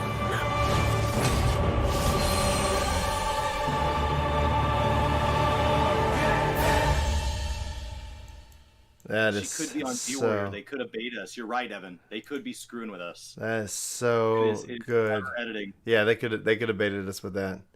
Oh my gosh, that is so good. All right. Cool. That was awesome. All right, exclamation point live. Got a little bit of chat delay here, and then we'll roll this. Make somebody will see, anybody can get it. Anybody put exclamation point live, and then we're gonna do it. And I'm gonna count it down. We got a little bit of chat delay, but you know, roll Cool. it. I'm gonna be right back. All right. Amaray 86. Amaray 86. Just has to be a work appropriate phrase. I may like change like the conjugation of something if there's like a verb or whatever, so I can use it in a sentence. The goal is for in passing me to say it in the next YouTube video that we film after today's. And so today's is going to be a phrase that Insomniac gave us while Brian is away. I can reveal that. So I have to say, fellow Insomniacs has to be worked into today's. So I think I got a couple of ways that could go. So Amaray, give me a phrase, and then we will give away a lunar whale coaster here. And so I'm gonna mail that to any country that COVID will allow me to. So do my best. There are limitations right there. The rules on sweepstakes are that I can't give an advantage to anybody for any reason, and that if there is anybody in chat that is related to us as an immediate family member, they cannot participate. Those are the sweepstake rules that, as I went and understood, like, okay, how do I give this away internationally? The rest is all stuff I handle on my end, which is fine. So thank you guys for covering the extra potential postage. The way I added the 3 subscriptions is that takes the statistical likelihood that it is somebody outside of the United States based on your viewer demographics, and it calculates the postage for each of the countries that you guys reside in, and then I just baked that back in. So the extra 3 subscriptions there help pay, on average, what the postage will cost me. Lunar postage. Amaray. Lunar whale. All right, we're gonna see how many times I can say lunar. All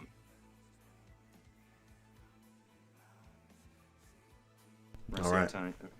Lunar whale who? Or ho? Who, yeah. Who? All right, cool. We'll work that into casual conversation as best as possible. Now, let's do the next giveaway here. So, this is going to be for our coaster. This is going to be keyword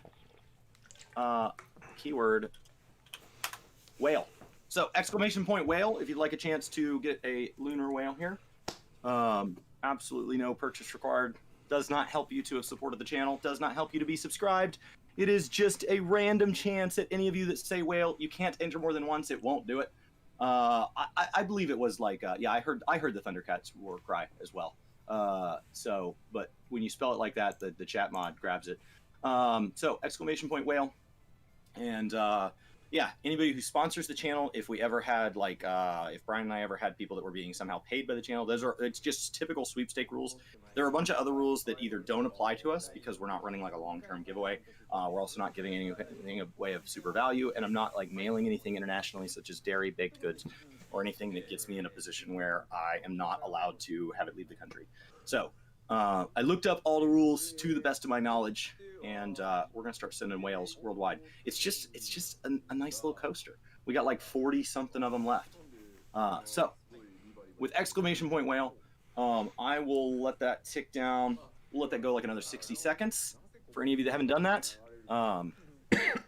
Excuse me. And then it doesn't work here on YouTube. YouTube. All right, we're gonna trim it. We're gonna trim it because it's coming back. Live letter. We're gonna do 10 more seconds. We're trimming it. Yeah, Darren's laughing because he's putting that over here on the YouTube chat. But if you guys haven't followed on Twitch, the top pinned link is for Twitch. You can also hang out, watch us over there. 5 seconds. On YouTube, you won't make it. So Yeah. roll it. Sam, you won. So Sam, what I need from you is, if you're not on our Discord, I need you to go to our Discord, and I need you to message a double gulp your address. If it is not under the name Sam, which I am writing down so that I have your name, Sam HMMA. What I need you to do is I need you to message me here on Twitch. Let me have that open in a separate tab. What your Discord name is. Sometimes Twitch loses that, so then I can just write down the name, and then Discord doesn't lose things, because if nothing else, they are at least a decent chat app. They try to do everything, but, you know, sure. So congrats to Sam. Let's get this blown back up. All right, so they're going to be very careful with this tower not to show any spoilers as we go into the tower at Paradigm's Breach. Dun, dun, dun. So they are working through it. Whoa, look at him using an actual PlayStation controller. I guess because they're on PS5. Because usually he uses an Xbox controller or the little controller they sold. I think they designed because he liked that. So he's in the instance now, but he can't show anything quite yet.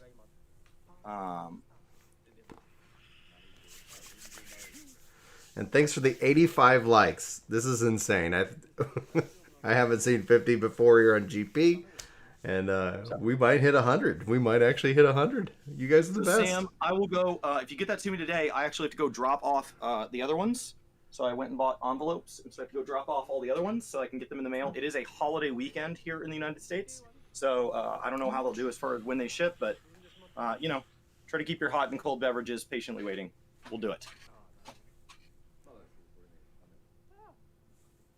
PS5 controller's white, so that's the PS4 controller. Well, then what's it doing? Why is he playing with a PS4 controller? I've never seen him. That's a good point. I always see it with an Xbox controller. Who knows? Who knows? Wild. Let's turn on another light. You're watching both streams. That's what you're supposed to do. Sir Bob, you're supposed to watch as many streams as your bandwidth can handle. You need 82 monitors with 82 screens. Appreciate you on both. So, but hang out after the stream, and we're gonna do our video for Work to Game, and then Chris is gonna be playing Guild Wars 2 today. I've got a podcast at 11:30 on GP, and then also I'm gonna be playing some Outriders. So we'll see how my day goes. Yeah. Phil's doing the math on that and says, "Well, just 82. So I need to turn off 6 of my monitors." Yes, yeah, it is a maximum cap of 82 monitors. That's the maximum human potential. The G-pose potential. The G-pose could be insane. Looks like there's an invisible wall here. Yeah, so they're noting that you cannot fall off. That is the sort of thing that if they would give us extreme alliance raids, savages, they could turn on, but we don't get savages of 24-man content. The G-pose potential in this instance for sure. I guess we'll have to wait to see if they add explore mode to the alliance raids and things like that. Well, I guess you can go back in and explore them with already, but explore mode would be kind of neat. And for anybody that's going to take off after the live letter, don't worry. We only give away 1 coaster a day, so these are going to last a month or 2. Good to know, Ethan. Gone. I will let you know. They'll last through FanFest. And then after that, you know, we'll come up with other stuff. We got other stuff on the way. We're working on it. Like I've already got the lineup for today, but if anybody gets swapped out, Ethan, I'll let you know, because that would be fun.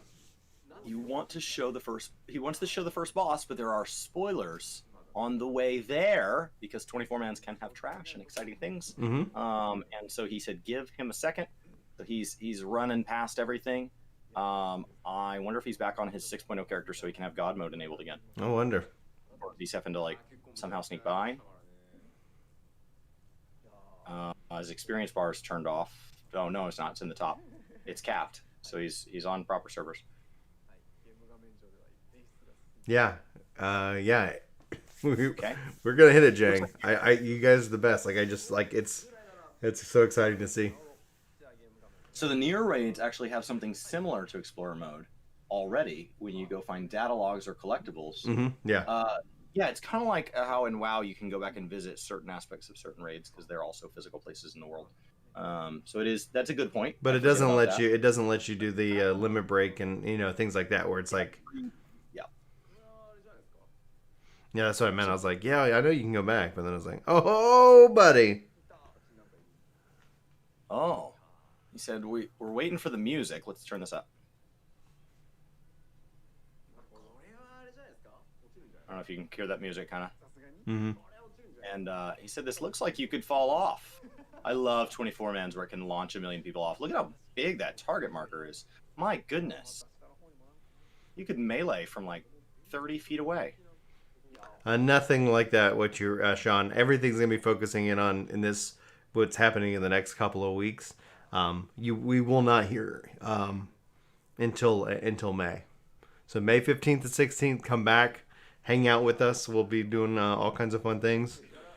But those look like the kind of fingers that would have some telegraphs tied to them as battle mechanics.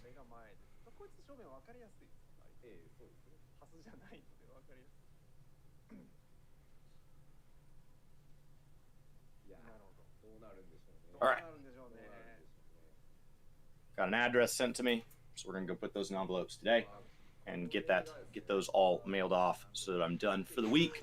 Yeah. Chad says hentai fingers. Zane, you're just so funny. No idea what you're looking at. Well, Xenos Galvis, like you're a Final Fantasy XIV character, and so unfortunately, this has nothing to do with you. It's a crossover. That's an excellent Twitch name. So this is our crossover event. This is the last of the Nier raids. These are our 24-mans. They cross over with Nier, Auto Tomato, and so they boss name is Jack of Hearts, and he jumped off there. Excellent.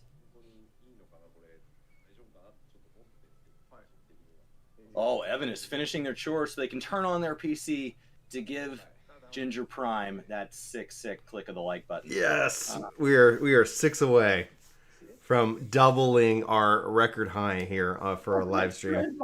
Hands made of corn. Hands made of corn. There's amazing glamour and stuff locked behind this content, so it should be a good time to go back in there. Yeah. We put a lot of effort into the atmosphere of this instance with sound and other details to make this experience special. They do a great job with crossover events, being very respectful of both where it came from and 14. We did it, 100 likes.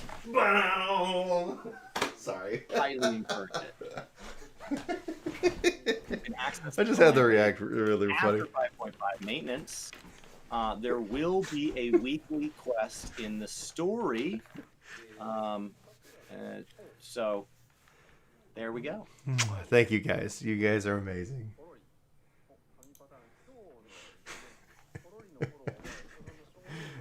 Grizzly Bear says salad fingers. Accidentally open the character menu and show the melee job in the name. Yes. So he's on his 5.0 character right now because his experience is capped at 80, and so it would not have the new melee job. But that is an excellent point. Earlier when he was that had all that stuff on hotbars when he was on the PS5 version, which is in 6.0. Everyone has high expectations for this gear. The gear has been stunning from this series so far. Very Tomb Raider-esque pants. I dig it. Now Kira says now to 150.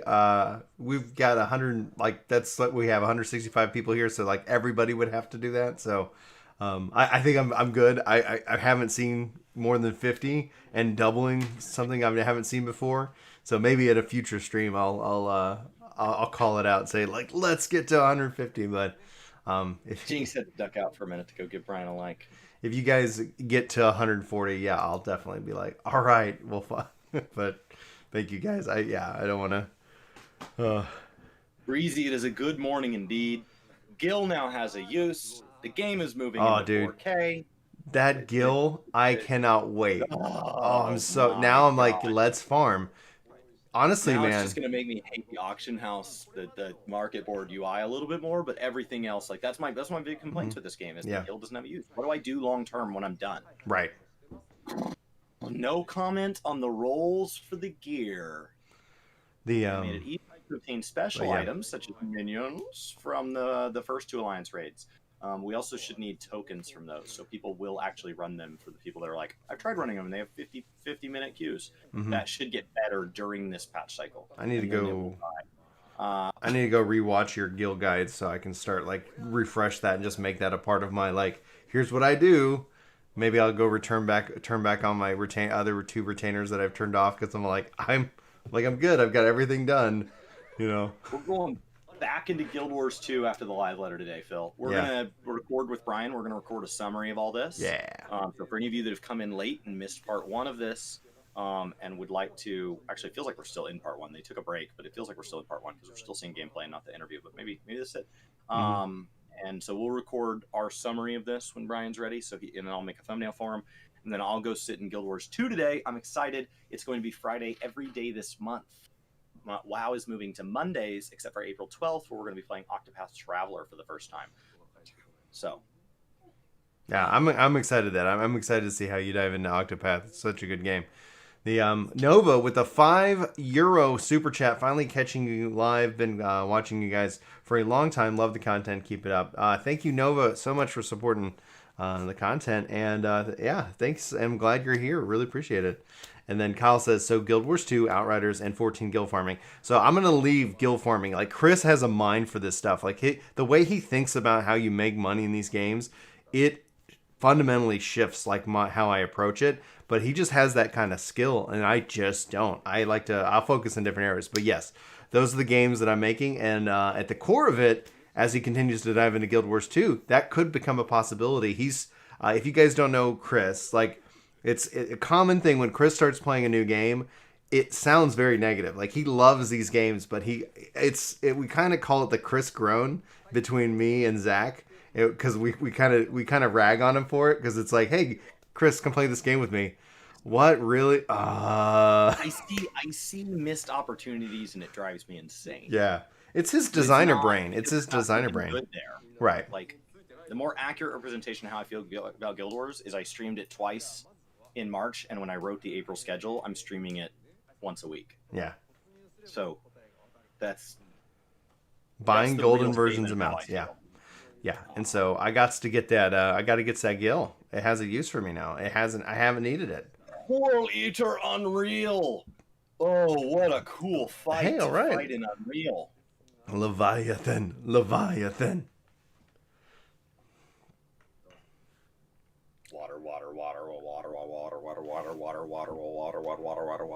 I don't know if you guys have ever seen that redeem on Spofy's channel. It's a gif of it's so good. It's so good.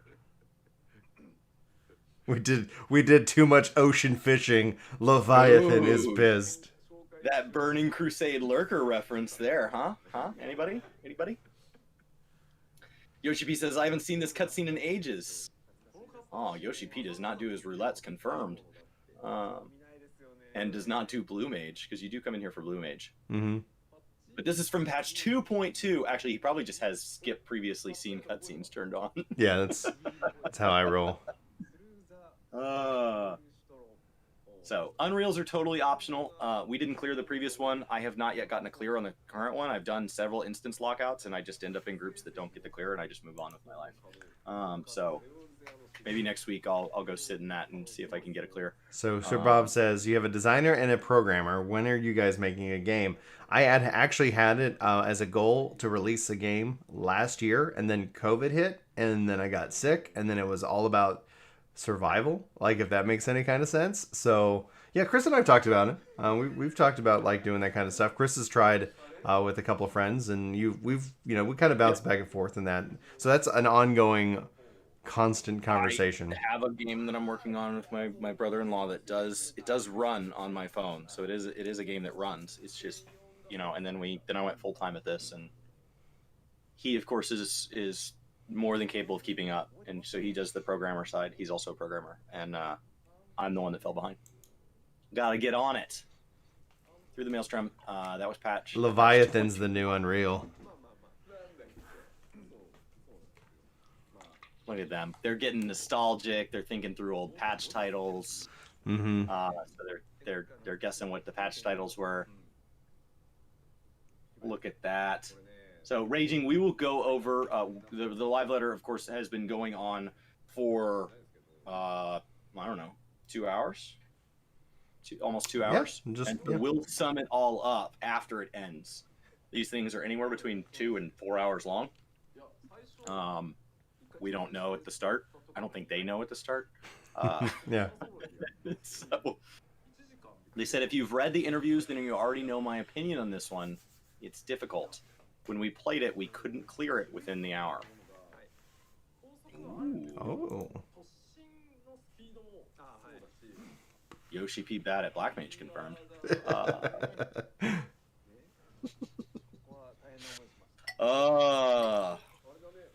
It would be awesome to play in a party with Yoshi P.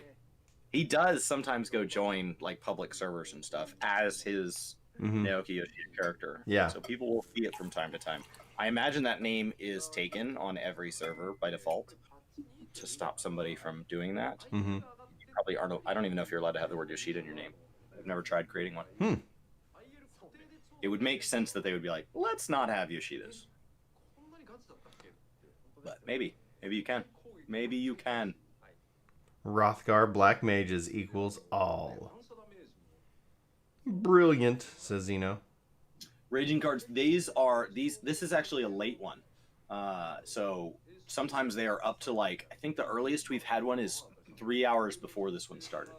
So actually when I was during Stormblood, most of the live letters were so early that Brian and I could watch the 2 to 4 hour live letter, record our summary, upload our summary to YouTube, and then get to work on time. Correct. So like, and this is before we work from home. Patch is live early enough that we've gotten into the patch, cleared the new dungeon, cleared the new trial, put out a guide for both, uploaded, and left and gotten to work on time. And so like, and then people later are like, well, your rotation wasn't perfect, or you know, you mispronounced this one mechanic. And we're like at work checking comments. It's like, screw you.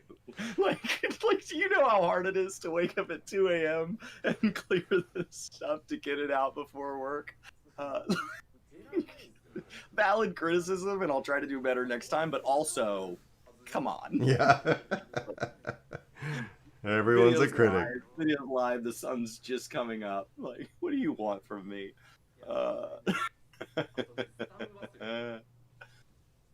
Forgetting to stun the ads was another issue. The reflect damage was really high in our test runs. Saying you saw 2 chat bars behind Yoshi P's face cam? Yeah, I can see what you're talking about. Yeah. You can split the windows for the chat bars, and maybe that's what he's got going on. So he has, I'm looking at the jobs. Gunbreaker, Dancer, Machinist, Monk, Bard, and Black Mage on the bar. Mm-hmm. I was just trying to see if he had another job there by accident. Right. I don't think so. I think he's on 5.0 servers, but that would be a really interesting leak for the new job icon. Which, I mean, the icon doesn't have to tell us anything. It's like, oh, the icon's a square. Like, that's right, Kyle. Outriders 14 crossover event. Devastator comes. Impale. Smash. Naya Yoshida. What's so this? Gil, they're adding new upgrade mounts that like shoot Gil out of them. They showed off the Namatsu one and the Scree, and they were shooting Gil out of them. And they said they're going to be expensive, and I don't mean just 1 or 2 million. Yeah. So chat is actively calling for other people to like the stream now. So Evans, thank you so much. Y'all are at 121, so 150. All right, like if y'all want to get there, I'm not going to stop you.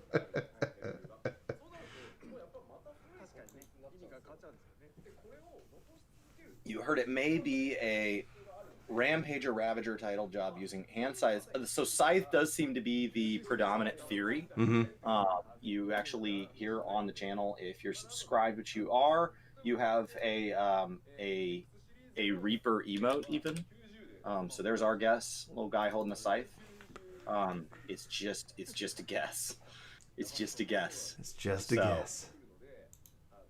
We also have a Sage emote, which is not a guess. That is confirmed.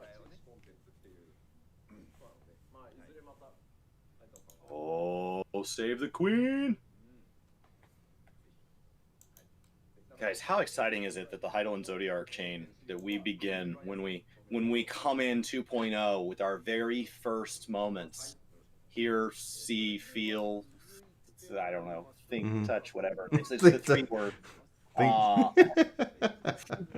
Think, touch, smell, taste. Taste. It's the sixth sense. What's the sixth sense? Tickle. What is going on, Heidelin? So that story is finally coming to a close. I've literally, and what's funny about that, Tickle, is that I've like the thought that I keep trying to do in each of our videos on Work to Game is like to start with, be sure to hit that like button, and if you feel like it, tickle the dislike button. It's up to you. And I've been really like, that's kind of the joke that I've been trying to work in, and I keep forgetting on it because, I don't know. It just so Chris said tickle. It's funny. Think, pull my finger. We could get some real awful humor real quick. Yeah, there was an Eat, Pray, Love comic on Reddit that did give me a laugh. It gets reposted from time. It's been reposted, I think, a couple times. I don't know if it's new, but I feel like I've already seen it be reposted. New Battlefield Xandor. Yeah, but this site won't make you go to the Mog Station, Riku. All right. So we saw this covered in the newest interview, but the newest interview was in Japanese, so we never got a translator involved. So it's good to see a little more about this in English officially. We know this is on the plateaus. We know that this is going to be a shift in how the world looks. This will be the final chapter of the Save the Queen relic quests. So this will actually, in 5.55, this will make the relic weapons most likely your best in slot. Which will matter all of half of your leveling experience in 6.0. So if you like doing it, do it. I encourage you to do it. If you want the glamour, do it. I encourage you to do it. If you don't like doing it, skip it. Nobody's making you do this. Yeah. So resistance rank cap will increase from 15 to 25. They hinted in the interview that there would be something post 25 to do as well. So that's exciting. You miss your Squirtle Venom. Well, we're making loops around. I think this is the first month we haven't had a Pokemon available because both Smash Brothers has Pokemon and Pokemon obviously has Pokemon. The story, at least for how they presented it in the trailer, feels like it's starting to really somewhat connect to the Save the Queen story in that regards, because you have the resistance, you got the fighting. We also have what's been going on, with Fandaniel. So it's gonna have to see that. Good old Fandango. So this will have new skirmishes and critical engagements. Thank God. It would be a bummer if they didn't do more there. And the 5.4 and 5.45 Save the Queen story are required. So you will have to have cleared Delibram. You will have to have cleared all of the 5.4 story. But you do not have to be resistance rank 15. You do have to be resistance rank 10 to get through the Castrum step, so that requirement's still going to be in place unless they correct that. Yeah. He didn't say that. I'm just telling you, you can't have gotten through 5.45 without being resistance rank 10. Right. The requirement is only the story, but obviously, that I'm telling you, 10 is a requirement to get through the story. The Dalreda, a new large-scale 48 max player will be added. Currently, we have a 48-man Savage for Delibram, but Delibram is 24-man and is wonderful. Elements of progression beyond rank 25 will be implemented. So that is what he said that in his interview that we covered. It was a long interview. So we have a 47-minute video up on Work the Game if you guys want to go watch that after this. There is progression after you hit rank 25 if you want to hit crazy numbers of damage. I'm all about that. I love progression after the core progression. They did imply that 5.55 would make the patch 5.45 edition of Delibram Savage, which drops a multi-person Cerberus mount. It's a 100% drop rate after you get your clear.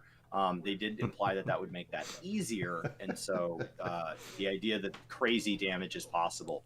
He is now actually saying that, so you can progress here before entering Delibram Savage, for example. So you could easily grind through this get up to your crazy super powered, and then go back and clear Deliverance Savage, which I haven't even set foot in Deliverance Savage. So that's but they said Deliverance Savage will still be the highest difficulty content for Save the Queen. They are adding a means to increase mount speed. Neat, because Bozja's a big place, and it's a bummer when you can't get to the Fate on time, so that'll be nice. Kyle says, I need to make a potato, an alt in Final Fantasy XIV called Diaper Fund. Kyle, I will think about that. Anyway, yeah, skirmishes. Skirmishes and critical engagements will be adjusted for fewer participants. Brian and I hopped into it when it was going through its dead phase, and we cleared a critical engagement with just 5 of us, 4 of us in a party in a rando. It was awesome. Like 5+1. I don't know. It was under an 8-man, and that was hard. So that will help this content age really well. For any of you that have gone back and tried to grind towards Baldezi and Arsenal, it requires organized groups where you kind of get screwed. So that'll help this age a little better. The availability of large-scale assaults, such as Castrum, will be adjusted. The availability has been the issue. Yeah. That's why people watch me running Circus Tower, and they're like, why don't you go do Castrum? It's a better drop rate. Because of availability. The chances of being selected for duels will now be increased. So they went over this in an interview. Basically, what's going to happen is you're going to have an invisible number that when you are eligible to be selected, so if you're somebody who, for instance, is not hit by a single AoE, and that queues you up for a one-on-one, I've been selected multiple times to be nominated, and then I've never won the role, and I can't have done anything to increase my chances. And so what they're now doing is, if for all the people that are not selected, they'll get a modifier, and that will mean that each time you're nominated, it's going to then allow you to kind of work your way up in that odds table. So for people that want to go clear all 3 of those duels, or maybe now there's 4 duels, that will be an easier thing to manage. I mean, it's still hours of content, but that's at least possible. The way you get nominated now is you have to do a hidden set of requirements. And the hint that they gave us in the live letter when they talked about that would be, what if, for example, you weren't hit by AoEs? So that's what I mention as my example. I don't know what nominates me, but I've been selected and then not selected. Right. So nothing you can do about that. 5.55, we will be making adjustments to the current content in 5.5. So the adjustments are going to roll quick for people that want to catch up for 5.5, 5.5, 5.5. And Deliverance Savage will be adjusted to allow between 24 and 48 for Savage. Because I don't know, maybe it was hard to find 48. They did up the ability to party with people. Party Finder can go up to 48 if the party is for specifically Deliverance Savage. You can have a 48-man Party Finder group, which I'm sure is chaos to organize. So he's going over that now. So everything I just said, but now Yoshi-P's words. Changes to the selection process of duels. We had feedback that people who prepared a lot for the duels couldn't get it, and the person who got selected died to the first mechanics. It was difficult to cheer, they said, because when you weren't selected, but now you have a higher chance next time. You can enter Deliverance Savage with less than 48 people now, but a minimum of 24 is required. Neat. Yeah. I would love to see them update Eureka to allow like leveling and things of that nature, where it's like, man, like that's the one thing that I know people manually go in and do it, but it would have been so cool to be able to use like Eureka as another method of leveling. So climbs, the story starts in the Dome and Enclave. You go to Gongos, you go down to the docks and you teleport yourself to Gongos, and then you go in there and there's a whole bunch and it takes you through a lot. Yeah. So I don't remember where it starts prior to that. Kugane is where it kicks off. Zane's got us covered too, so in chat. This will be the final step in Resistance weapon upgrades because relics always die with the end of the expansion. Yep. Upgrade quests will become available upon unlocking Zadnor during the 5.55 storyline. For those of you that have not started a relic weapon, it is a long grind at this point. Stats will be slightly better than those of Eden's Promise Savage, which of course that moves us to, that makes these phenomenal. Phenomenal weapons. So what you need to do is the first step of the relic you buy with Poetics, the second step you do by doing Fates or Bozja, the third step you do by running Dungeons or Bozja, the fourth step you do by running Circus Tower or Castrum. Then you have to go do I think just Bozja, I think it's just Bozja, or 36 raids. People have been mostly doing Void Arc and Ravenastra. It's 18 of 2 different sets. And then that step you only have to do once per character. It completes for all of your relics if you decide to get multiple. Then the last step is 15 Delibrums, or you have to go do Palace of the Dead. So there's options at each step. But the 36 raid step, if you get 2 relics, that's the big step, and that step drops off. That is a one-time thing, and you're now done. So that's a real grind. It's a lot. I may have missed a step in there. It's a lot of steps. Once one has been upgraded, the process of upgrading further weapons will differ. Okay. So they're going to make the first step expensive again. So that makes sense. Mm-hmm. Nerd with a tier 1 sub. Thank you so much. Enjoy running around as a Mortal Kombat character this month. That's the new thing. So Drop some bombs for y'all. Thank you, Nerd, for that support.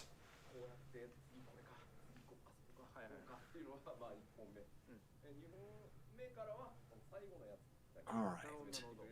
Yeah, we are less than 1,000 followers on Twitch away from. We had a goal of getting maybe we'll get 10,000 followers in 2021, and it's April, and y'all have crushed that. So it looks like, based off of our follower trends, that might actually be, we might hit 10,000 in April. So thank you guys so much for even just hitting the follow button and lurking on stream with Chris. We really appreciate it. We're going to be doing Guild Wars 2 today, guys. I am level 42, I think. So we're going to see if we can catch Brian. Brian's up at 50, I think. Oh, yeah. So we're going to catch him. I went ahead and bought some additional character slots, too, so I can have every class. This guy. Yeah, I'm guy. having a good time. Because it was on sale. It was that's kind of how they get, I was like, wait a minute. That's how they get you. That's how they get you. I was like, well, I don't want to let it. I don't want to lose money. I don't want to lose money on this deal.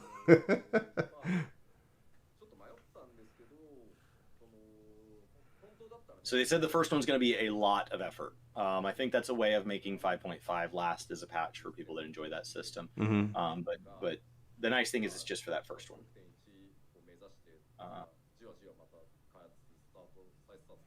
It is proven that you can sustain an MMO without monthly fees, but that obviously gets into a bigger discussion. Right. And that's where I wonder, if services such as Game Pass, where Google has their Stadia Pro and then Amazon has their, where it's you see these bigger companies where they're essentially kind of have their MMO that's kind of supported by their overall subscription model or something like that. This is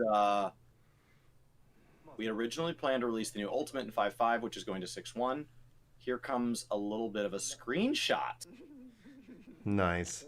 Just to prove to people that there is at least some form of, they're not that friend that says they're on their way and they're still in bed. They are showing they are indeed working on Ultimate. Mm-hmm. We knew they were, and they have kicked this back to 6.1. That does keep us at just 3 Ultimates currently released. It seemed like they were moving to the trend of 2 per expansion, and that ended up not happening. He did want to note that passage was wide. Ooh.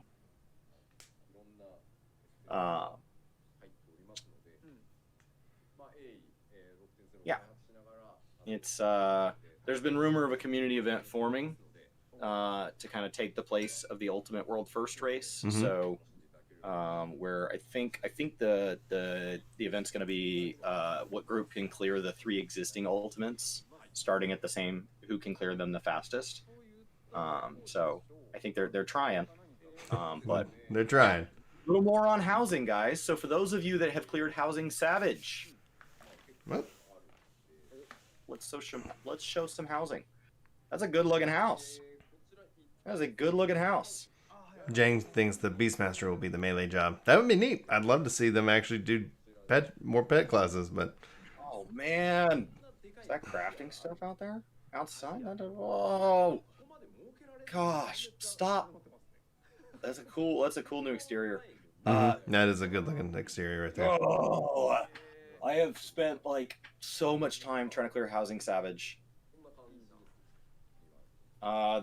These look like crafting things outside. Can a blacksmith really make this much money? It's not a money issue, Yoshi P. It's not a money issue. I can afford a house. Look at that. Look at they got a little violence.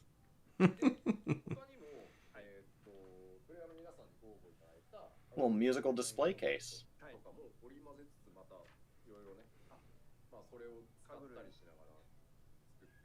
Oh, it's so cute. They've got some new items from the housing design contest. They're always, with every patch, they're adding stuff to housing that we can never get.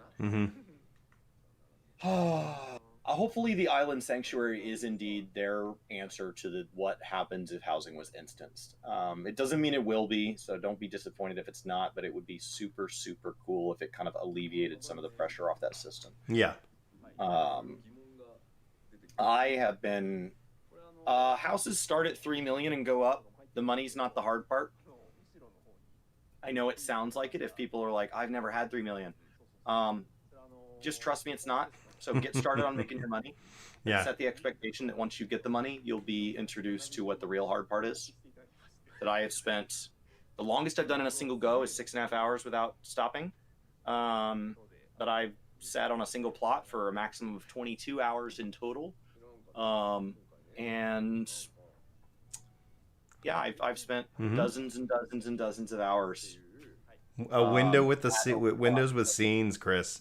Like, this is kind of big. It's like acting as art, but It's called a TV screen. The image moves. It moves, I tell you. All right. I try not to get too excited about this stuff because then it just reminds me, you cannot has. They're good-looking windows. What's really exciting about those windows is those will help people who live in like apartments or in Grand Company rooms feel like that room maybe has a little more space to it. Yeah. So how apartments are, there is theoretically a cap on apartments. Most servers have apartments available, to my understanding. Don't. I'm sorry if I'm wrong on that, but my understanding is, yeah, if you want an apartment, you don't care where it is. There's an apartment somewhere on every server. And those are 500K, and I don't know if those are subject to demolition. If you don't check them. Oh, look at them! Look at that! Having a swanky old time doing their little like Sims dance. Some dapper stuff there.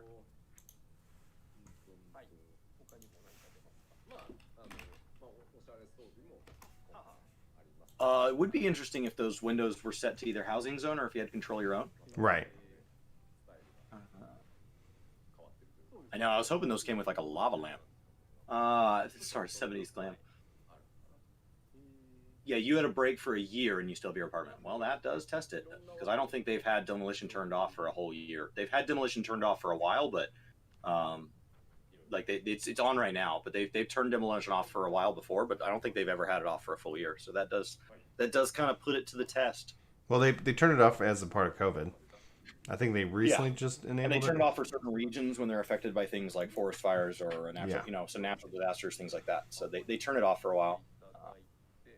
Yeah, apartments don't go away. I haven't been in my apartment since I bought it. Just like, yeah, here it is. I have one. Apartments cannot have access to garden plots is the biggest difference, and size. And they don't have an exterior, so no exterior decorations. But they do have access to a stable. So you can still dye your chocobo if that's... Yeah, and this will help with apartments too, because it's like, great. Nice. I like that. You take breaks every 90 days or so. No loss. Cool. Garden plots are the only way to get Thavnarian onions, which is how you grow your companion past level cap. And they're very expensive on the market board, and so people, I think, that cannot afford a house assume that once they got a house, they would make all this money off Thavnarian onions. But in actuality, like most housing plots, people do their Thavnarian onions for a while, and they let it lapse. There are people who take gardening really seriously, but the majority of housing plots, they just waste it. FanFest, May 15th and 16th. Yes. Guys, we will be covering that here on the channel in a big, big way. We are working on however we can level that up, but yes, this is our FanFest. Digital will be free.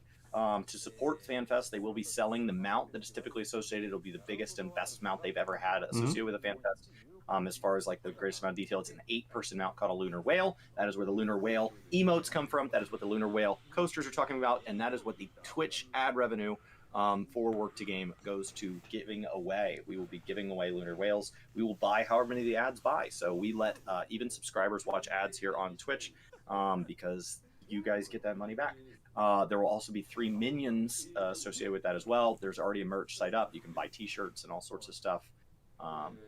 So FanFest, if you guys have not seen a FanFest before, it's a 3-part thing that is the hype for the beginning of an expansion. But with COVID, we had a showcase and then a single FanFest. So this is what reveals our second job. This is what shows us all kinds of stuff. It's a huge deal. If you want to look at the expectations of what a FanFest is and what this will be, Brian and I have covered that on Work to Game recently. Yep. Actually, in that video, I say, and Holly's phrase, "Man buns rock." And I don't recall. Oh yeah, I know that. I know the new phrase. There's our lunar whale. They said whenever they're in a Zoom meeting with Morble, he has the number of days remaining shown behind him. He thinks it's 27 days remaining. Home stretch. Yeah, we're in April, so this is counting working days. For those of you who are like 27 days. They're gonna tell us the price. I don't think that math is right. So here's your 3 minions. So Edge, Rosa, and Iridia. Meridia. Lunar Whale is the 8-seater mount that will be celebrating FanFest. They did note that the price is what's going to be for people that want to support FanFest, since it is being given away. There is no ticket price or anything to recoup that. So I think they made the mount bigger and crazier than anything before, so they can justify, in my opinion, what will likely be a higher than average mount price. FanFest tickets are $100 or $150. It's hard to remember because it's not the expensive part of going to FanFest. For people like, I wish I could afford a ticket. Well, if you can't afford a ticket, just know that's not the hard part. Yep. You gotta pay for airfare and hotels and all that. So the that would be the cap of what they charge for the mount, and then I think mounts typically on the Mog Station are like $20 or $30. So I think that's the minimum. My guess would be $60. They're gonna have orchestra rolls for the like as commemorative items, and that's gonna have different Shadowbringers played by a band. Yeah. Oh, look at all these. So piano for like these 5 songs: Invincible, Tomorrow and Tomorrow, Return of Oblivion, The Angel, and A Long Fall. The band is going to have the Equilibrium, What Angel Wakes, Shadowbringers, Blinded in Tiago, and Insatiable. Pulse is going to have, and then Pulse is going to have Rise, Through the Maelstrom, Neath the Waters, What Angel Wakes Me, and Sunrise. How freaking cool is that, guys? So 15 scrolls for the game. Yeah, I'm expecting like $40 to $60 for the mount. Probably, like, if you think of the mount and the minions, maybe $60. Wouldn't shock me if they do a package as well. So like total combined MSRP of $90 or $70 or whatever, and then they do a combined package that's less than that. So you guys are 19 likes away from having the triple of the most liked stream in history, in GP history. So that's 18 now. So guys, thanks so much for hitting that like button on the stream. We have 200 people here on YouTube. So up to you. If you haven't hit that like button, be sure to do so. I appreciate you being here. Soul says it looks more like a slug. It actually looks a lot like in game. They've shown they hinted at the blue whale being kind of a idea for the size. So there is a blue whale currently. So they're going to go over real quick what is a digital fan festival. Let me hide my face again because they're going over all this stuff on the left side. So it will have live broadcasted. It's 2 days long. It will have live activities focused on gameplay experiences, social interactions.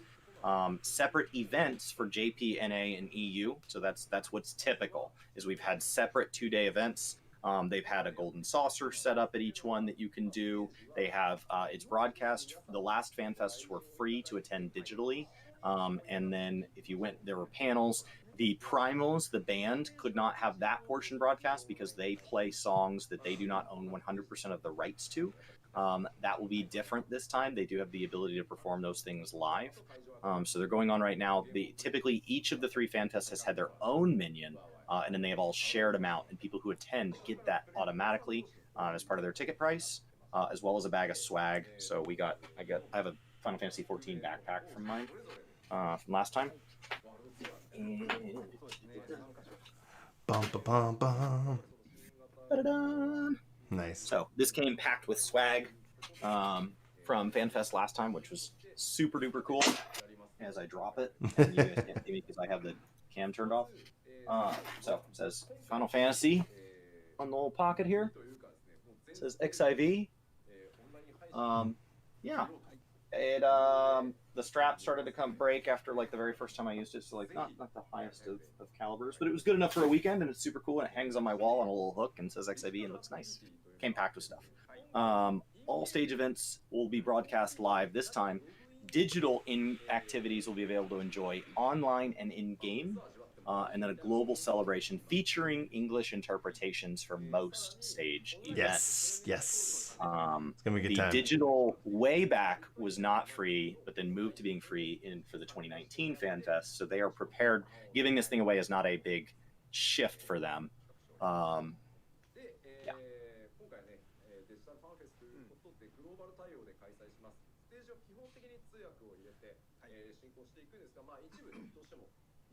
All right. So here's the expectations. Like I said, we went over this in a video. If you got to take off and you want to go see that, we've gone over this, but I assume this will be repeat information. So they'll start with a keynote address. They'll likely start with a full trailer. Will actually be the opening moment. The trailer will probably be longer than the trailer from the showcase event, because historically that would be a chance to include things from the 0.5 patch that they didn't want to reveal right away. Because the first Fan Fests are early and they triple out, and so that's kind of how the Showcase to Fan Fest timeline works. And then they will move into, this is the first stage, is the keynote on Endwalker updates. A lot of that will be rehashing people who missed the Showcase, and then they will expand on it with new additional information.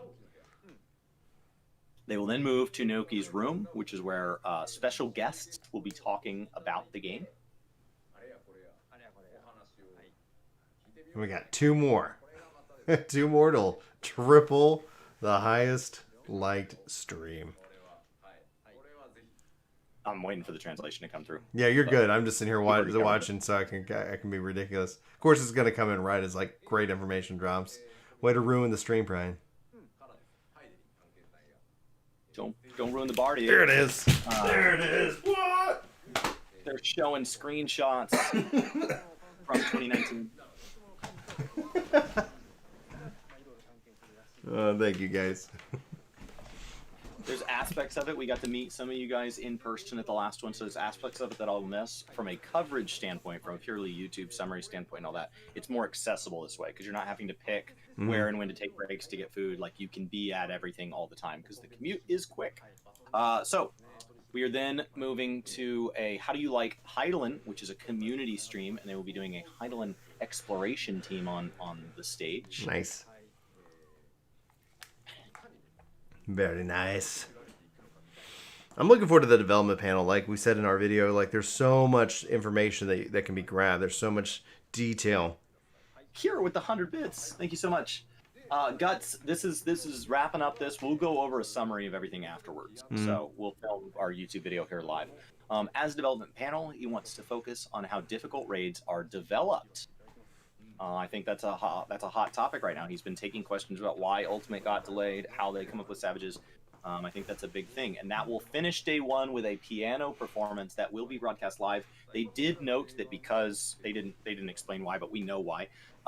They did note that because they don't own full rights to all these songs, they do have the ability to broadcast them live. They have said certain portions of FanFest will not be available for rebroadcast, so you won't be able to watch them in caps on the VOD or anything like that. Because of that, on our stream, we will not be playing those sections for the audio, because that means there's probably some DMCA there. And so if you want to see those, you'll want to be in the XIV stream for that portion. So just letting you know for that, and that's how they end. That's how they end in the physical ones. Is the stream ends, and then there's a concert for the people who are there in person. Kira, thank you for the 100 bits if I didn't say so. Day 2 will start with a live letter talking about 5.55. So we will start with a live letter just like this. And then the second half, they will have a developer with them to answer questions. We are then moving into Glamored to Life, which is, it looks like a cosplay event. So I don't know how they're handling that. Like, I don't know if they're doing that with photos or, right? So normally that would be physical in-person cosplay. Maybe parts of Japan will be open enough at that point that they can do that with some JP cosplayers. Life is confusing now. So And then there will be a live Q&A. We don't know how they're getting those questions. Once again, historically, there would be a line in front of a microphone and actual players would answer questions. There's a couple of questions that always come up every time, but they get a little bit different answers. So aspects of that are like, I've heard this before. Aspects are like, okay, but they answered differently now. That's new information. But there's also just off-the-wall questions. And those actually are, in my opinion, the most interesting because those get actual, we didn't know that you were interested in that. Let us look into that further. And that's how we get additional features, ranging from people who need UI changes because of a disability or a playstyle preference, all the way to feedback like that is the sort of thing where we get like Deep Dungeon possibly making a return in the 6.x series. And then they're going to be doing a flashback with the cast. So they want to have previous voice actors kind of come on and reminisce. If any of you that watched BlizzCon, one of my favorite parts of that was when they had the guy who voices Deckard Cain. They had a segment with him kind of talking about how that came to be as a segment. And so that's really neat. If you've never sat through a panel with voice actors, it's just kind of, it's a little more of like getting to know them as people and getting to know that process. And it makes me appreciate the voice acting that does exist within the game a lot more. Yeah. Brian is forever the Nintendo 64 on Christmas kid. Feel like that kid. I often feel like that kid, absolutely. You heard that Boja's getting to rank 25. Yes. Yes, that is correct. So they didn't mention any, they didn't mention too much else as far as that. We'll go back over it. And then there will be a band performance from our lovely Primals, which is good. Good.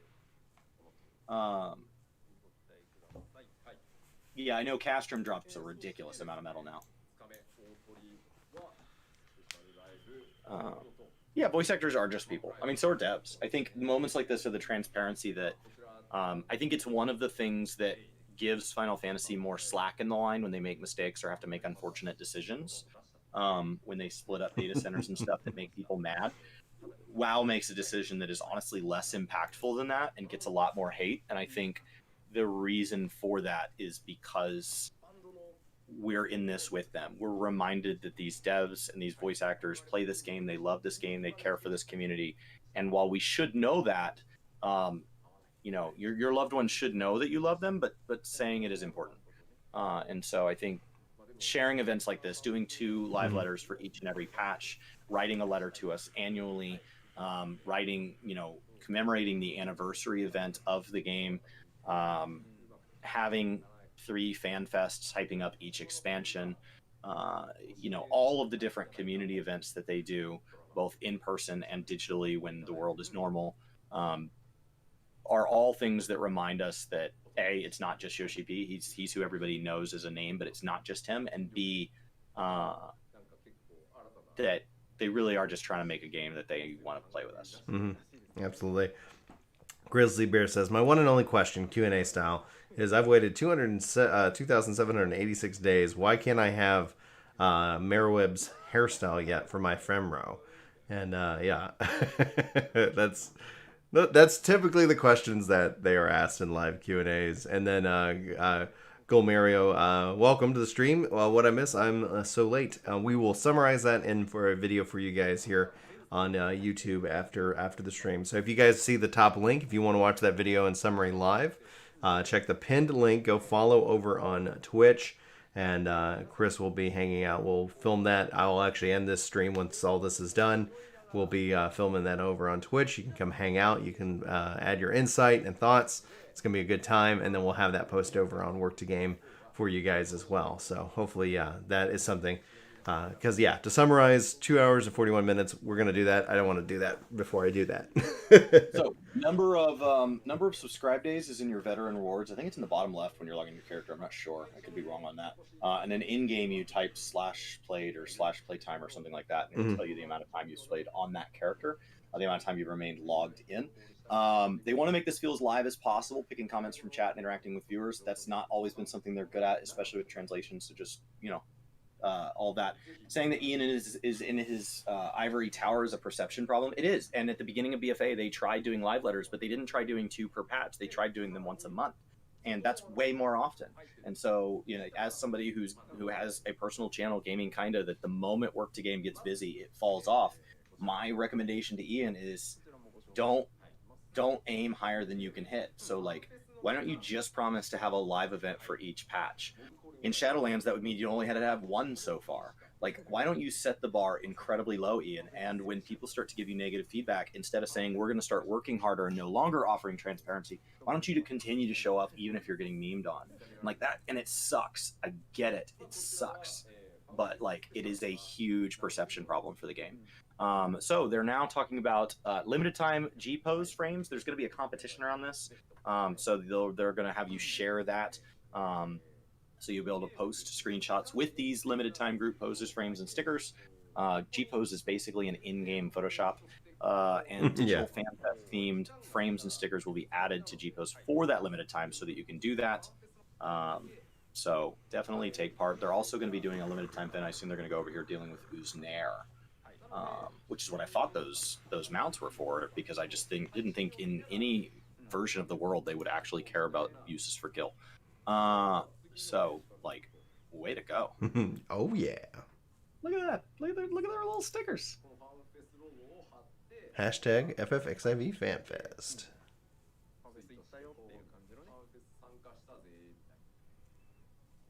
That Rothgar looked epic.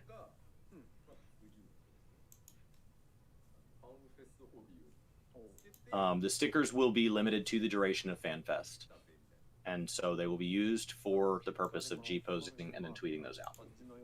So it is meant to be, they actually give out physical like little stickers and buttons, and you have like a little punch card and all of that at FanFest, so it's this thing that people get to go, and so I think they're trying to mimic that, which actually in my mind is a silver lining of COVID, because that says that in the future it won't be the haves and the have-nots as far as people going and having this full experience and digital being the less. It says we can make something for people at home to enjoy. Here comes the Uznair challenge. There we go. Uznair challenge time. So you're supposed to, if I remember correctly, you're going to be posting out to social media screenshots of you in the last and final room of Uznair, the final room of the current maps, and that will offer a chance at receiving in-game rewards. So, yeah. Ryan Bread Guy, Georgios, and Rick, thanks for subbing to Ginger Prime. Welcome to the Soul Nation. Wargiver, you gotta keep at it. We don't know how much those maps are gonna go. Oh, you're right. That is 70 maps. Is Uznair 70? Uznair. Skin. Framsy always there to keep me honest. Thank you so much. Yeah, that's not the that'll be even easier. berries. Okay. Yeah. It looked familiar. Maps. That's even more inviting. That says people don't even have to be in Shadowbringers content to get a chance at this. There you go. So you run it, and then you take a screenshot when you're on the final floor. Is what I remember them saying. Yeah. So now, for any of you that have run it before, getting to the final floor is going to be a task. But you're going to make a ton of money along the way. Probably less than you normally would, because there's going to be a lot of people doing it. So map prices are probably going to go up. Drops from maps are probably going to go down.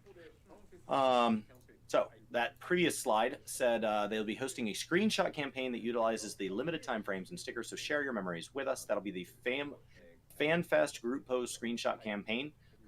So, you know, maybe just to toss our hat in the ring, not because we expect to win anything. Maybe we'll kind of have, I don't know. We'll see if we can take some photos and stuff, G-pose. It'd be neat to do some group pose as we build up to that. Maybe we'll have like a community night building up to the 15th and 16th. I don't know what the times on that'll be. We'll have something at the house in game. Mm-hmm. It's just meant to be the community bringing together thing. That's their goal, is they're trying to foster that. They're also going to do Eorzean Cafe at home. For people that aren't aware, there is a physical Eorzean Cafe in JP, and so being at FanFest is a chance to, they want that to be a thing that's something that people who go to that miss. And so they're having homemade Eorzean dishes with video tutorials. So things that are from in-game. There is actually a YouTube channel that's not theirs. It's not officially sanctioned, that already does this. And they take in-game things and they make them. So if you love doing this with them, and you're like, man, I wish they would cover this more, there's actually already a YouTube channel that kind of like Binging with Babish style makes in-game Final Fantasy dishes. It's called Taste of Eorzea. What's it called? Oh gosh.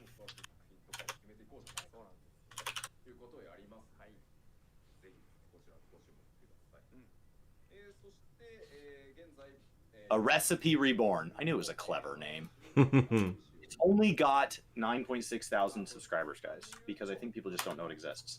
So let me go to their channel, and I'm just going to post a link straight up in chat. You guys want something delightful? They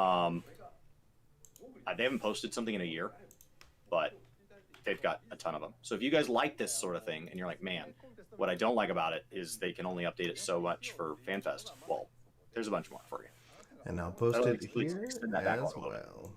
There you guys go. So, Glamour to Life. It's time for dressing up in real life. Be a part of the digital event by dressing up as your favorite character, however you like, in this unique event. We didn't call it cosplay contest this time. We want it to be very casual and say this is my version of something. So they want it to be more accessible. Mm-hmm. And they're hosting a real-life glamour showcase themed around dressing up as your favorite character, however you would like. The entry period will be through April 16th to enter.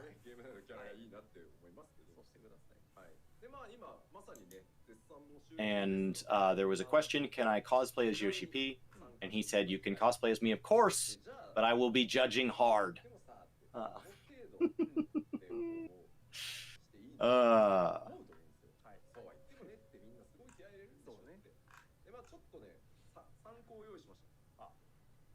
These guys are ridiculous.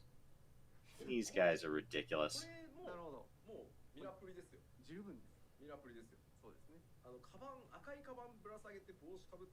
Oh my gosh. We're coming to the end. We're coming to the close. A white hoodie, a red bag, a black hat. That has to be a letter Moogle. So, nice little touch. Brian has a white hoodie that makes him a white mage. Yep, that I do. Julie made it for me.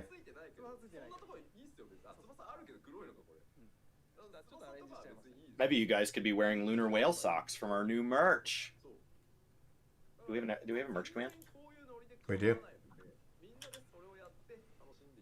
Look at that. You want to see a quick change artist or someone with a bunch of tearaway shirts as Yoshi P?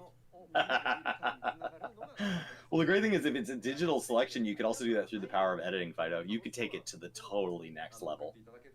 Just like snapping and changing, jumping, spinning, turning. Send us your questions for Yoshi P, who will be answering questions from players all around the globe. Details announced on the lodestone in the future. Kieran tweeted at us, I'll have to update the work to game disrupts my dreams as Chris is hoarding thin Oreo hours on end. I'll be sure to check out tomorrow and might sneak up in streams. Oh, that's fantastic. I'm going to retweet that. Thanks for following. If you guys don't follow us on Twitter, Work to Game, as well as Del Money B, if you're interested in links are in everything. They did talk about job adjustments coming in 5.5.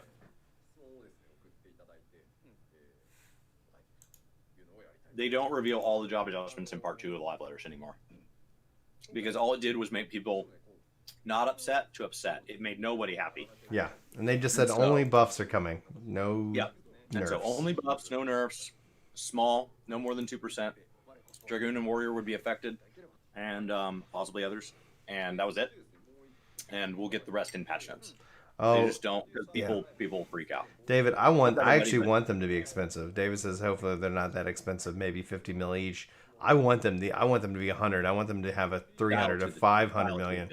Like just ridiculous to where like A, pulling that gill out of the economy, but then B, at the same time giving crazy goals, and then release a whole wide range of them so that it's like you have all these mounts that you can collect, and gill is the method to do so. That's just what I want. And seeing one is a big deal. It's not everybody has one. Seeing one is a big deal. You're like, oh my gosh, I have one, but I don't have that one. Holy! And make it like the pterodactyl thing, the pterodactyl mount from Firmament. I love that mount's in game, and I will never get it. It's insanity. You have to have 5.5 million points. Baby. Card contributions. MLB The Show 21 is coming to Game Pass. Not only is this the first PlayStation title to be published on Xbox, but it's also coming to Game Pass. Thank you, Sony, and thank you, Phil Spencer. I gotta text Brandon. Oh, second half of the live letter during FanFest will have Ishikawa Natsuko as the guest. She's the main scenario writer. That's a big deal. So you can submit questions prior to the event. That's a big deal.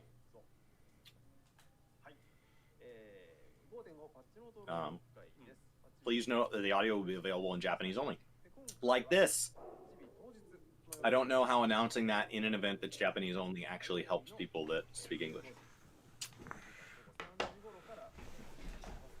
Because you've either already found a way to watch this, or you've already pieced out.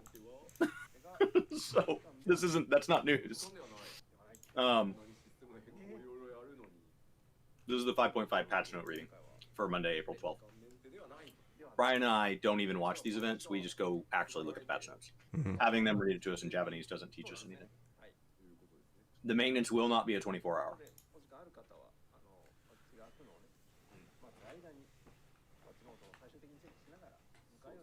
It could be guild cap per mount, except that he said he believes there may be a handful of people in game that can buy both of the ones that he showed in one go. So we know it's not guild cap, but it could be a lot.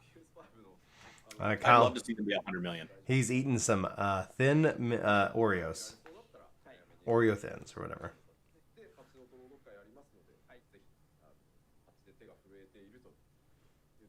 You took 2.5 years of Japanese and years of subbed anime. Nice. All right, and here's the actual Eurasian Cafe. So we're getting to that point in the live letter where they're wrapping up to the point where things don't really affect us. Every once in a while, they sneak something at the end here that's a big deal, kind of like after the credits in a Marvel movie. But usually at this point, they're going to plug a bunch of merch, and when they get to the end of the merch, a lot of it's going to be JP only.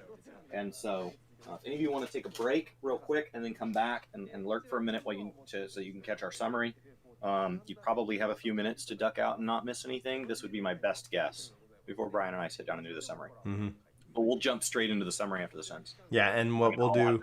I would love to duck away for... Is if you're on... Yeah, exactly. I need to fill up my water and get some coffee. And then, so it'll be probably a little bit of a transition before we actually start filming it. But if you're here on YouTube, the pinned comment is the Twitch link. So go hang out with us on Twitch if you want to keep rolling with us, because we will officially end the YouTube thing as kind of that is the event. So anybody who wants to kind of watch, through it will have that aspect, and it won't be like this, Here comes their shirts. But yeah, thank you guys so much for making this the triple most in history, in GP history, liked stream. And yeah, thank you guys. I really appreciate it. You've been living on Monster and microwave meals for years. So usually I actually take these out of the package in a set number, and I put this away. But we're down to where that package is so left that I just brought the whole thing in here. And then I can't have a bunch of stuff like that in the house. It's usually just one or two things. Yeah, there's certain foods that I just cannot control myself with, so I just don't have them around. And, so it's like, all right. Get your hands on this limited edition. I don't know what this is. Sound Slayer gaming speaker. Okay.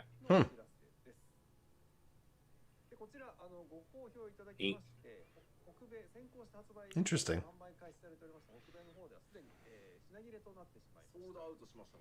Yeah. Like it's already sold out. And sold out.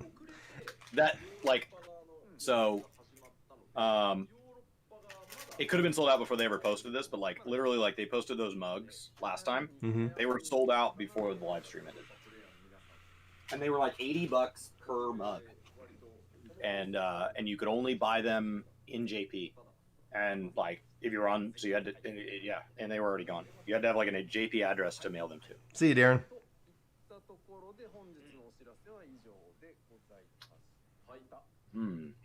And it's gone. Yeah, posting it here on stream is the fastest way to guarantee it's gone.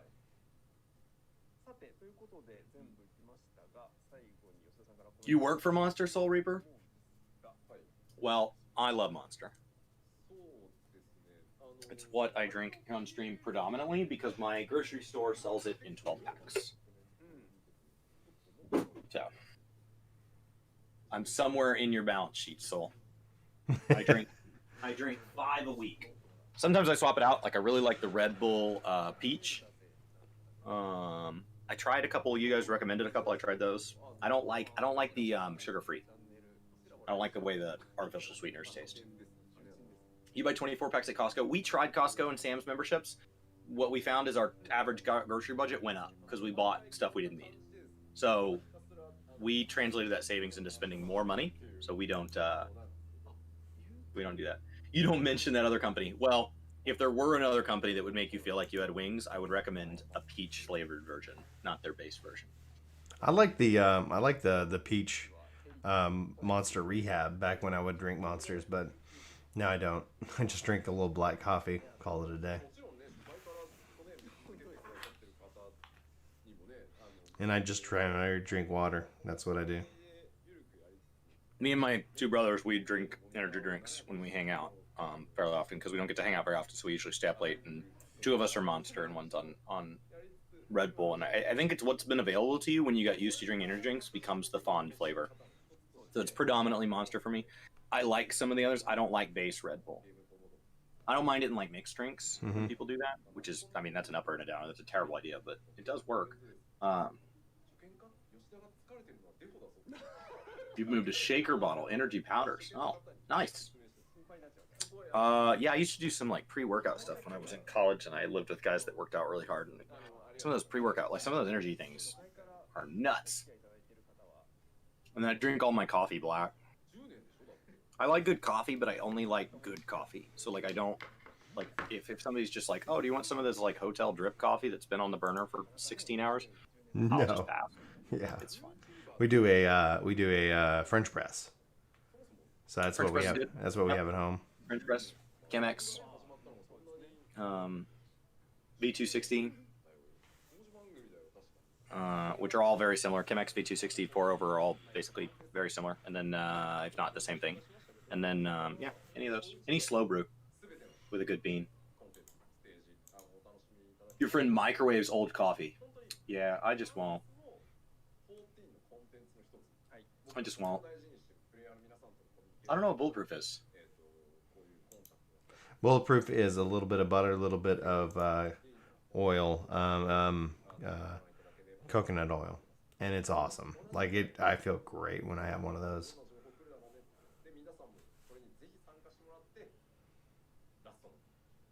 You were watching Comic Story when he got a G Fuel sponsorship.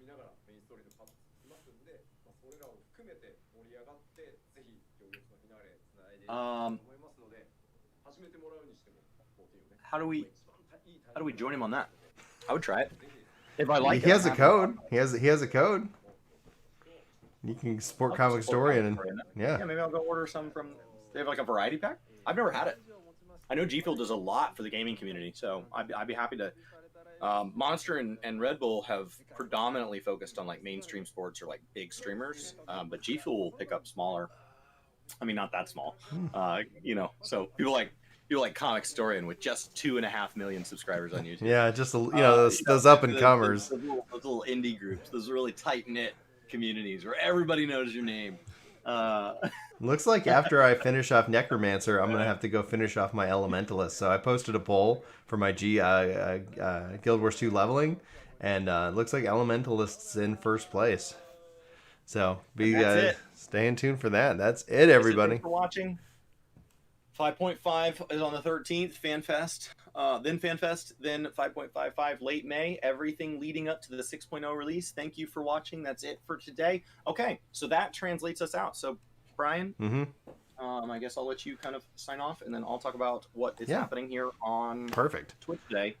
All right. Then we'll go stretch our legs and be back for a summary. Exactly. So, guys, what's happening right now? And then Kenny and Brittany B asked, when are they going to announce the new class? That is May 15th to 16th. So we will be live also for that as well. Be sure to hit that subscribe button here on YouTube. Be sure to hit that like button or tickle that dislike button, if you will, depending up to you. So just note that that's going to be in the next 6 weeks. We'll actually be finally learning what that job is. Now, this video is basically going to conclude at this point. The pinned comment is Work to Games Twitch. Chris will be hanging out. We're going to go film our summary of the entire event, our thoughts about it live, and we'll be posting that over on Work to Game. But if you want to hang out live, and hopefully maybe still even watch it when it goes up on Work to Game, because that ends up helping us out a lot. But, go click that, and also follow us on Twitch if you don't already. So if you can't, or you're at work and you can't, obviously do Twitch, just note our summary will be posted on Work to Game for you guys today. So hopefully you guys enjoy. For all y'all who've been hanging out with us here on Ginger Prime, thanks so much. I'm going to hit end stream. Love you guys so much, and we will see you either on Twitch or later on Work to Game. And then coming up later today, I have a podcast where we're going to kind of go over Outriders, talk about that and more. So thanks, guys. I will see you.